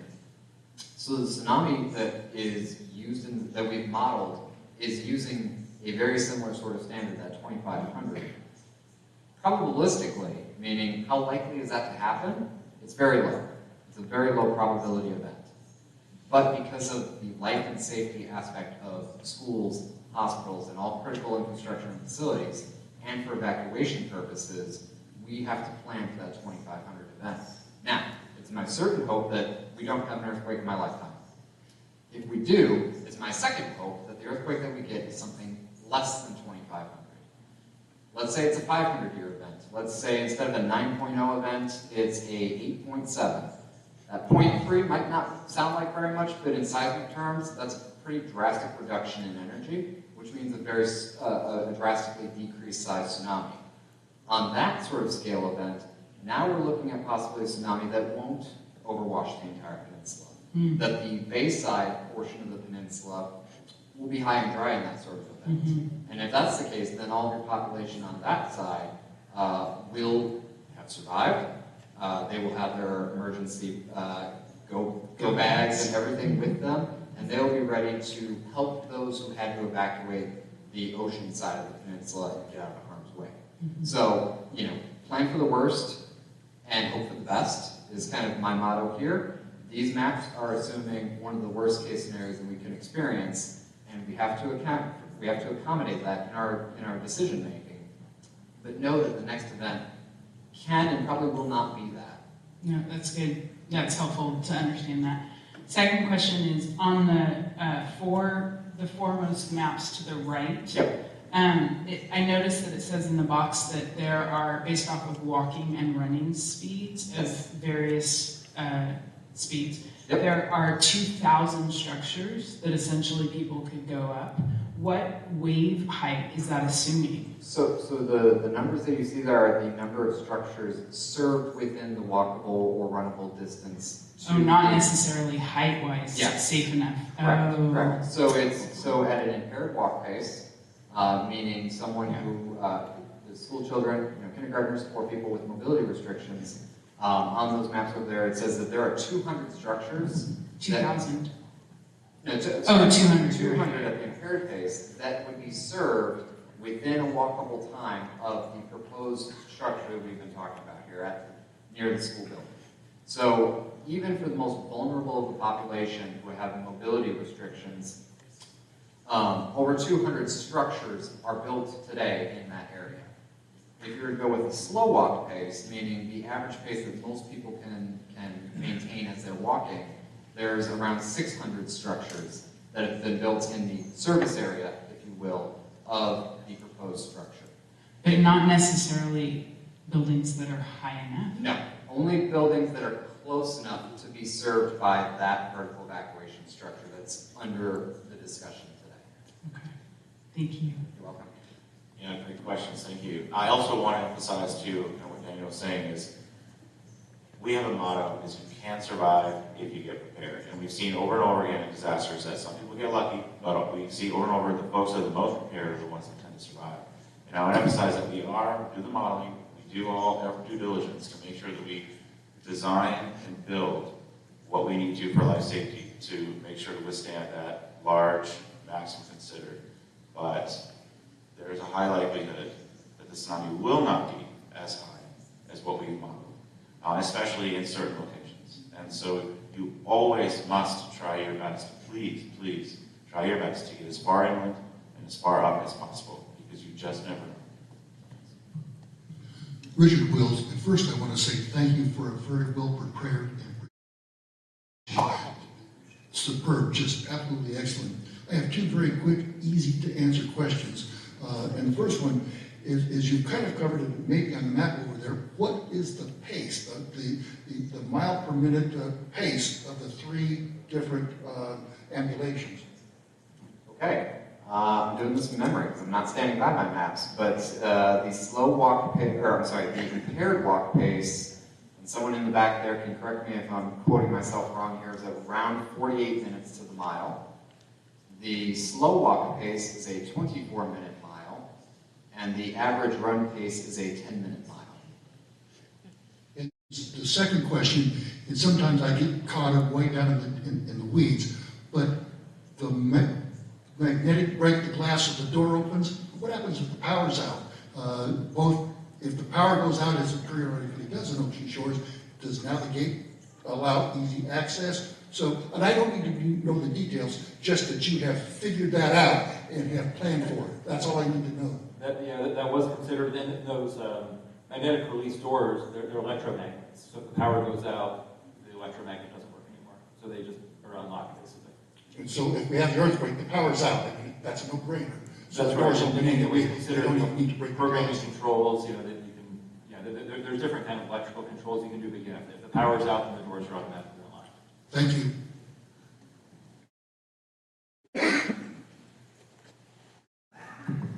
Good evening. I'm a little confused. The school board voted in January not to involve the school district in the city tsunami evacuation tower project. With regard to Ocean Shores Elementary, the school board has since moved on and passed a resolution at their April board meeting instructing district staff to prepare a phase 1 grant application to OSPI for board approval at the June meeting to study potential construction of a vertical evacuation facility on the grounds of Ocean Shores Elementary. So my confusion comes that it keeps getting brought up that this, as it was first proposed, that the one that the city is proposing is the one for the school and that they need the OSPI's funds for it, yet the school is doing that on their own. So can I get some clarification? I can get, what we're talking about is, we as a city, we have a tsunami tower grant. We just don't have enough money. So anyway, so that's what this meeting is about. The school district will make whatever determination they need to have. One of the options are, or two of the options are, is number one, the school district can work with the city, come up with a tsunami tower. Or they can go and ask for a grant from OSPI for their own tsunami tower and build on their own property on it. So again, like anything, that when it comes to grant funding, there's always the possibility that things have changed. Like originally, I don't think there was any conversation that was even brought up about the school going on their own way. And the school had talked about doing their own project. So I would direct those questions to the school district. Okay, so, but if you don't get that OSPI grant that you were looking for the tower from the school, then that you are only relying on the FEMA grant, need to find funding for the rest of the tower. Yeah, and we'll look for other options, but that was that's why there's 5 different options that we were looking at. And we haven't made up our minds, but that is, working with the school district is one option, but there's also options of paring down the tsunami tower to make it smaller within the footprint that we can afford, or finish out the funding, or finishing out the design, go to see if we can find other funding from some other source, which we don't know what that source is, or possibly walk away. Okay. And then I also have the question that why are all the studies just on tsunami towers? Why is there not more information as far as berms, pods, geotubes, things like that? And in conjunction with that, the mayor, you mentioned parks and everything, you had the room for the towers, so why don't we have the room for the berms or some other, the geotubes and things like that? But mainly, why are those not looked into as much as the tower is? I'll start, and you want to? Okay. So, what we have so far for towers, let me go back to the story for Acosta. So Acosta, they had to fund their own vertical evacuation structure because it wasn't eligible for FEMA at that time. FEMA would fund tornado shelters, but they wouldn't fund tsunami shelters because it wasn't a thing, right? We hadn't walked through the process yet. And so when we had the 2011 Great East Japan earthquake and tsunami, that was a real wake-up call for us as far as, hey, let's look at what worked there and what didn't. And vertical evacuation structures worked. And that was the designs, the whole process there, we could see that. And so a whole bunch of folks, key folks worked together to get structures eligible for funding through FEMA. And so that has been sort of the big push as far as what was available for funding. That's what it really comes down to, is what we can fund. But I will pass it over to Cale to talk about some specifics on the different types of designs. Yeah, and I think it is important to kind of recognize where has research and engineering guidance been provided, and that is really around evacuation towers, berms, or horizontal evacuation routes, just getting to natural high ground. And FEMA can help with funding for those. But I think your question is then about between a tower and a berm, what makes more sense for a site? No, I was just wondering why this was directed just basically towards the towers, or why FEMA isn't doing as much study with the berms, or why they aren't funding everything equally. Okay. So I think FEMA will fund berms. I think one of the downsides is and one thing I didn't touch on is the first safe refuge elevation is over 40 feet at the proposed project site.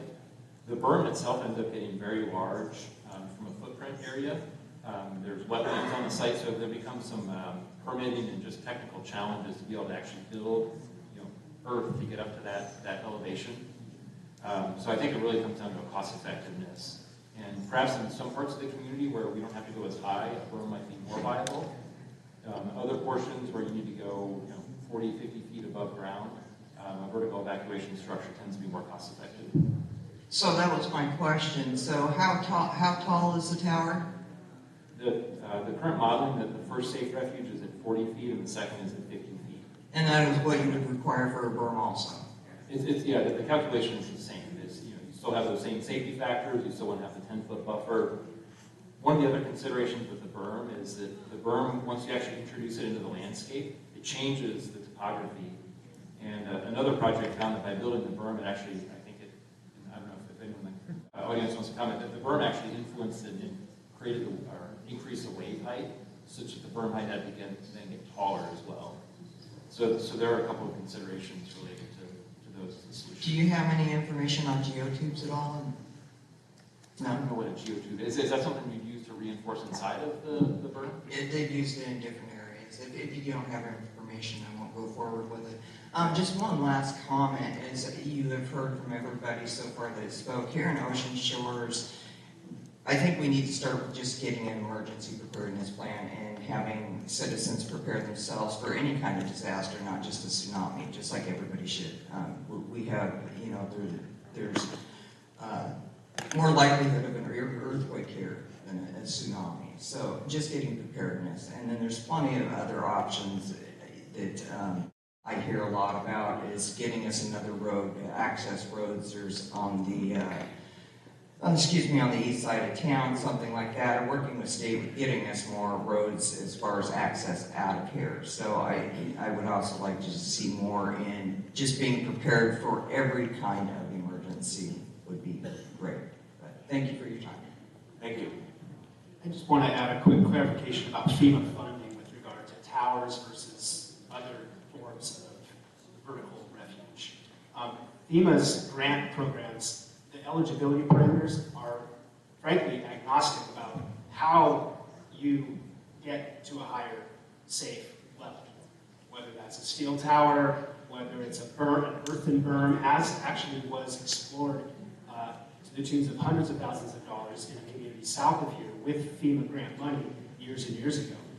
And exactly as Cale Ash described, what we learned from that project was the higher you had to go, the wider the berm had to get. And the next thing you know, you're building a hill that is nearly a block wide. And it became more and more and more expensive.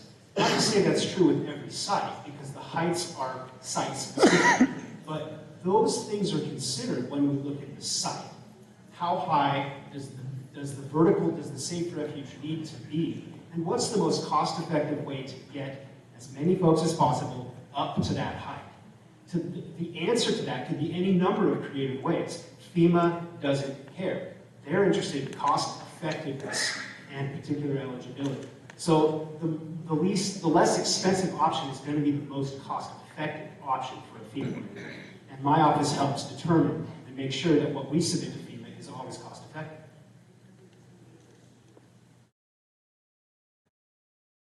Bob Peterson, citizen of Ocean Shores. I just want to kind of see if we can get our eye back on the ball here. We've worked on the idea of a tower now for 7 to 8 years. And we've done all the dance steps to get us to the point where it can happen. The studies have been done, the money has been lined up. The one thing that's standing in the way of this happening is the school board of North Beach School District. They've been unable to make a decision on it, and an effective decision on it, I should say. There's been a vacuum of power in our school district due to we haven't had a superintendent for a while, and our board just simply can't make effective decisions. So I have gone to school board meetings, and I have seen people who are not in favor of the tower. They line up and just, give the school board hell. But I haven't seen many people get up, and I haven't seen anybody in this room, in fact, go to a school board meeting and stand up during public comment and say, hey, I want this for my school, for my hometown. I want this for the kids of our town. I want this for the people of our town. I want a tower that will hold 800 people, not 400 people. That would be if you just built it on the school grounds. And then in the end, you're going to have years of trying to go out to get the money, that kind of thing. We have something that is almost in hand, and it can help a lot of people. And I would urge each and every person in this room who is in favor of towers, and the tower, remember, is supposed to be the first of maybe 10 or 11 in our town. Yeah. And it's got to start someplace, guys, and I'm asking you people to step up and do it. Right. Thank you. Thank you. Regarding the tsunami berms, they were proved very successful in Japan, where they turned parks into hills. Tsunami went right past it. The whole top of the property was safe. The hill didn't deform. I've got a sample of the geotube material here if you want to look at it. Essentially, you take dredge, you pour it into this huge giant tube, creates a sausage shape. The water seeps out, turns it almost to a brick, 20 feet wide, 7 feet high, and has the larger one. They're stackable. So the footprint for this thing doesn't need to be nearly as big as you might think, because you can have them stack 3, 2, 1 in a triple shape, or make them as wide as you want. The significance of this is that you can create one slope. Pets can come up at the front line, you can ramp, wheelchair. You can angle it such that the water won't hit over and just sweep over the top of the berm. The cost of building them is less than the cost of a tower. And you can scale this thing up in a large way in one of the good potential locations, because you're going to have a lot of tourists here, likely, on the time you have a tsunami, is do like the golf course on the first tee and build a huge hill where they just elevate that portion of the golf course. You've got the land to build it up. They can tee off from a higher hill. It works great for golfers anyway. But you can create a larger hill where almost all the tourists that are on the beach can go up, run up on top of the hill.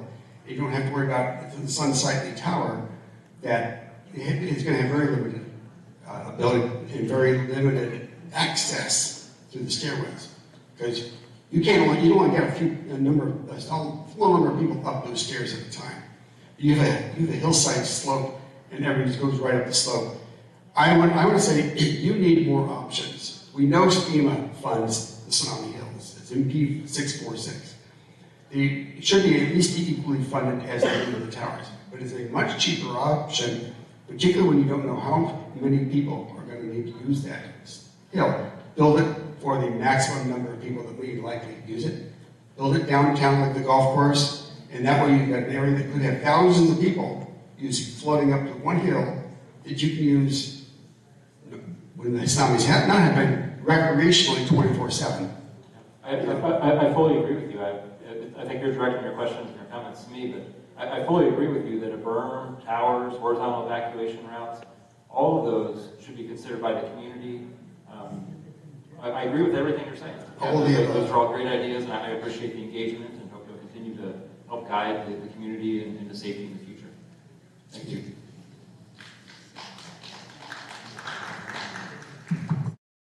Nani Bacon, resident, transplant from Hawaii. I lived through a lot of tsunamis and hurricanes all my life. And I still live, I'm here to tell the story about what happened.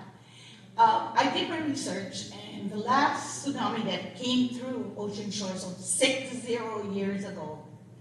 The last hurricane, which nobody seems to be concerned about, came through in 1975. What plans do you guys have for hurricanes? Now, the other thing the young lady brought up about supplies for survival. Kauai was hit. We're in the middle of the ocean. We had nothing. The waters came from the wells. The food was brought in by the Coast Guard.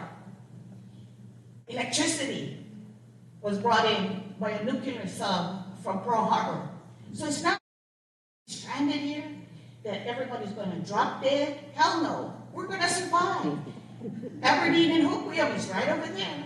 So is Alma and the rest of these other places.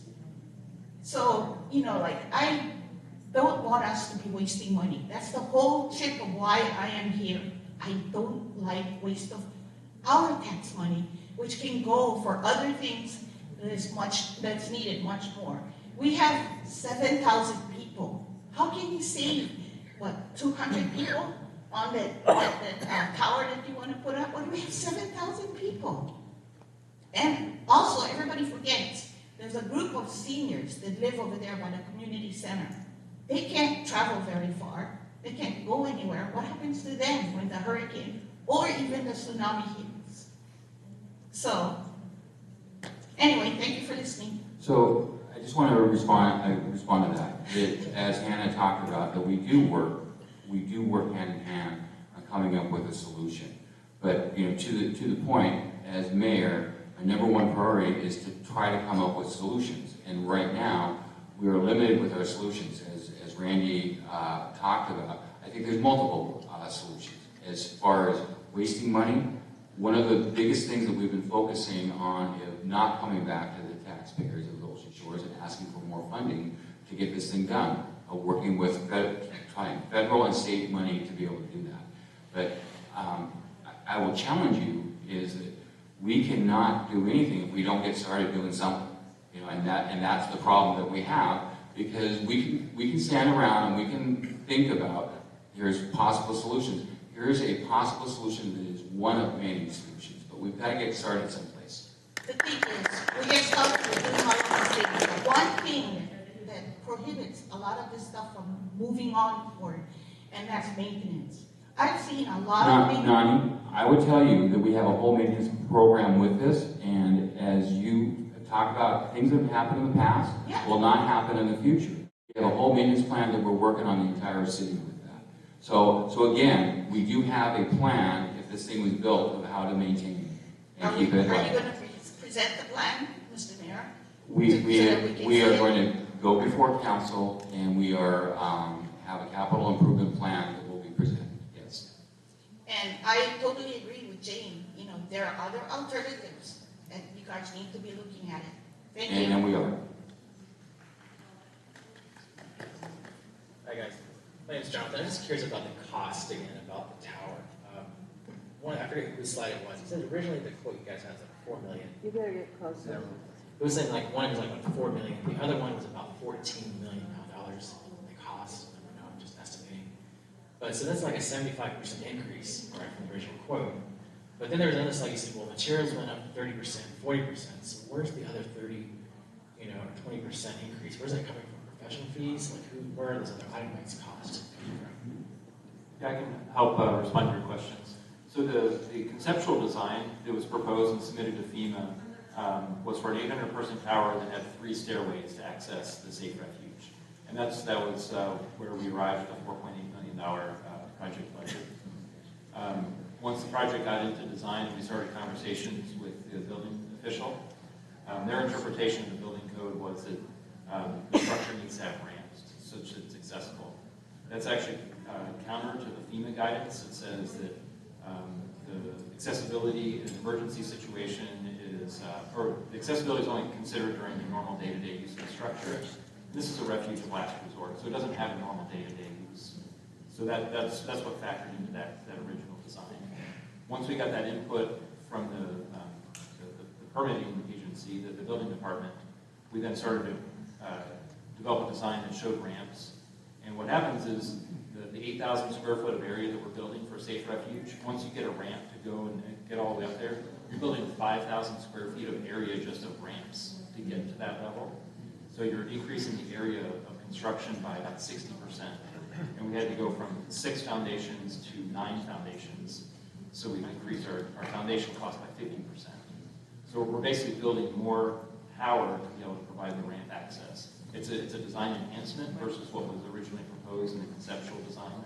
Do you guys have an itemized list of that? To show you like that breakdown? Yeah, that was on one of the slides. I think that Mine I is. got my printouts here.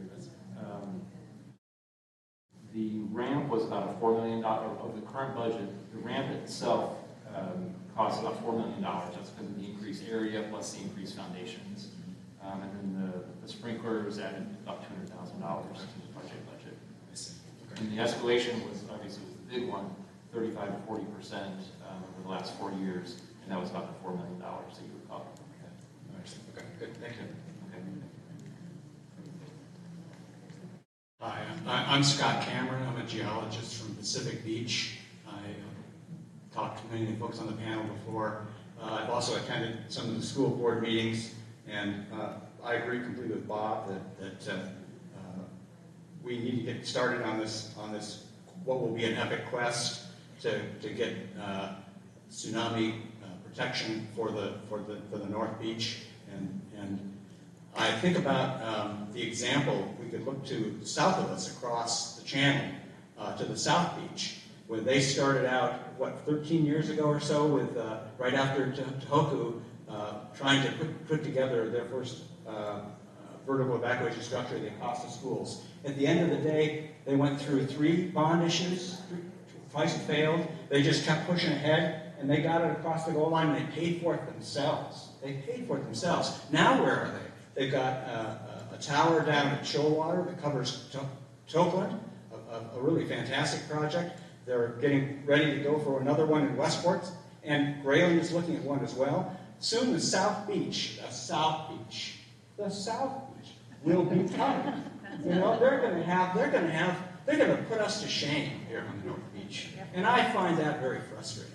I'd like us to be the safest communities on the coast. So, I agree with you. We gotta get moving. Now, we have a gift given to us, a blessed gift from Senate Bill 5933.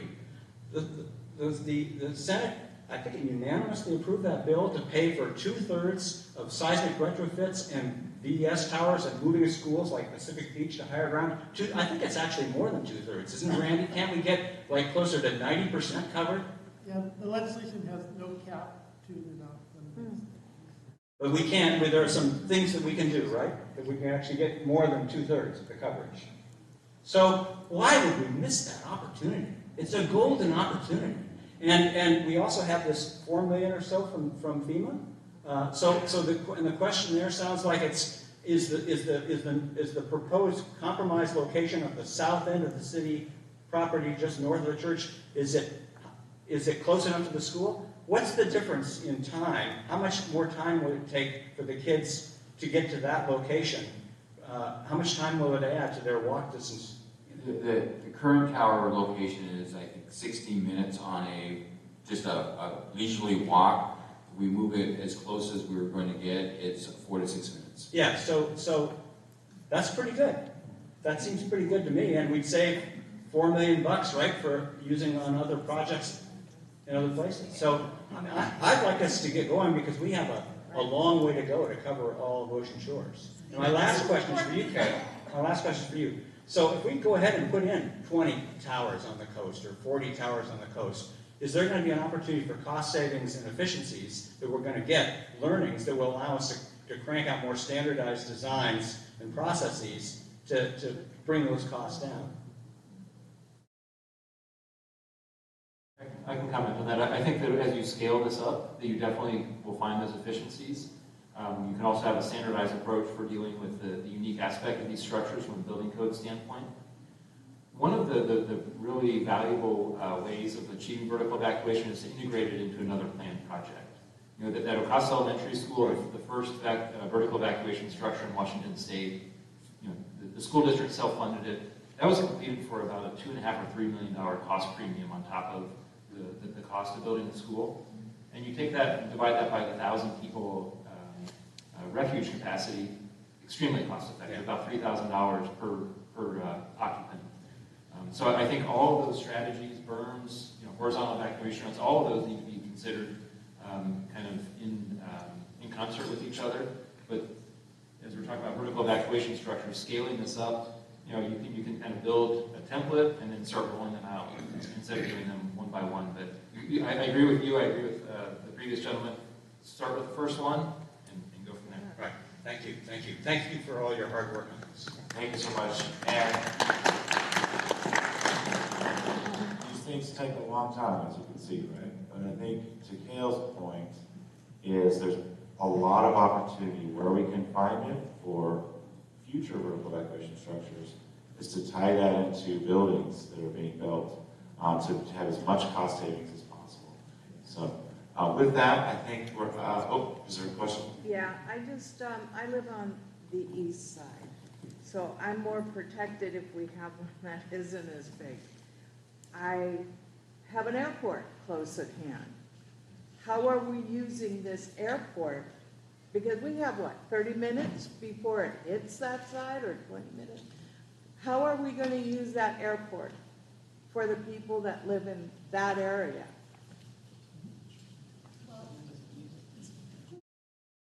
Who's in charge? Well, that's a good question. So the airport is actually our staging area for our emergency vehicles.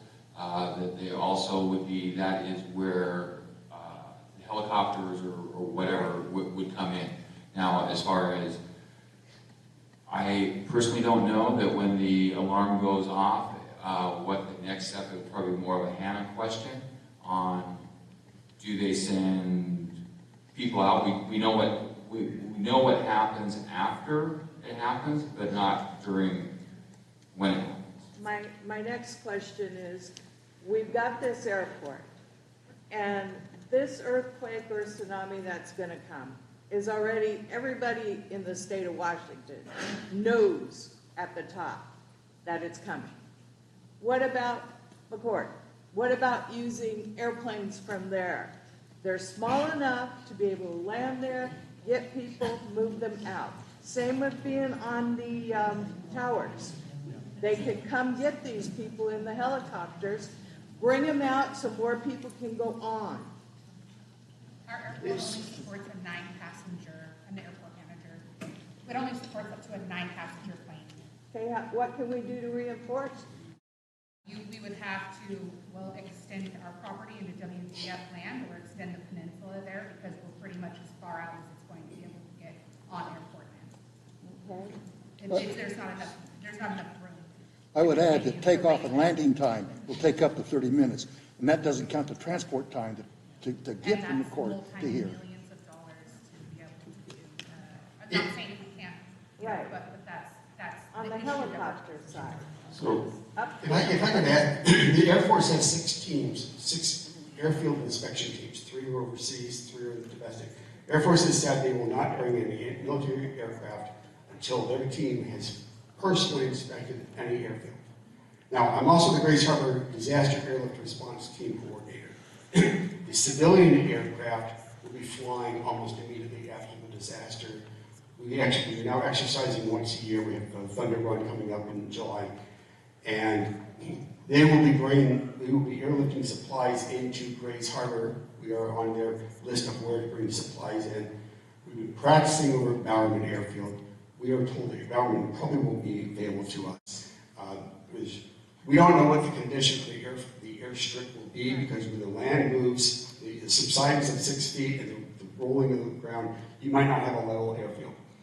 We do have grass strips we could use, but I did arrange for them to, in a disaster, one, to fly over the peninsula to record where there are pockets of people, to be able to drop supplies on occasion, and we will be in communication through Starlink communication, satellite communication, hand radio operators. So from the moment the disaster happens, there is a general aviation group that is mobilizing from British Columbia all the way to California. And they're going to be bringing aircraft, amphibious aircraft, and some helicopters. There's not a lot of helicopters out here. One thing we're going to run to is that we'll have no aviation fuel in Grace Harbor. Bowerman Airfield. There's another airfield in, what is it, Hope William? Well, it's Bowerman Airfield. Or a little farther? Well, the next one outside the tsunami zone is Elma Airfield, but it's been abandoned by the FAA doesn't use it anymore. It's owned by a guy who lives in Las Vegas, and it's just doing nothing. It would be great to have that as an airfield that we could use, because it's just outside the tsunami zone. It'd be a great mobilization spot. One person from Washington Emergency Management is looking at, after they finished with this California disaster response, they flew helicopters up into the mountains, Snowcat Mountains. They're going to look at the possibility of doing something with the Elma Airfield so we can use it as a resource, as an airfield. But yes, we need airfield capability in Grace Harbor, but you can't count on the Ocean Shores, the Westport airfield being usable, because they may be buckled and all sorts of things we have, maybe underwater. Remember, all the grounds can drop 6 feet. But the Air Force won't fly in their aircraft until it's personally inspected, and that could be a week. Thanks, Randy. Hey, great response. Appreciate it. Fantastic questions. We are over past 8 o'clock. Wow, I looked at my clock. Thanks, everyone, for your great questions. And thanks for sticking with us. And again, if you think of anything else, please reach out to us. We've got some contact information. Connect with my team back there with any questions you have. Thank you so much. Have a wonderful night. Thank you. Stay healthy. Stay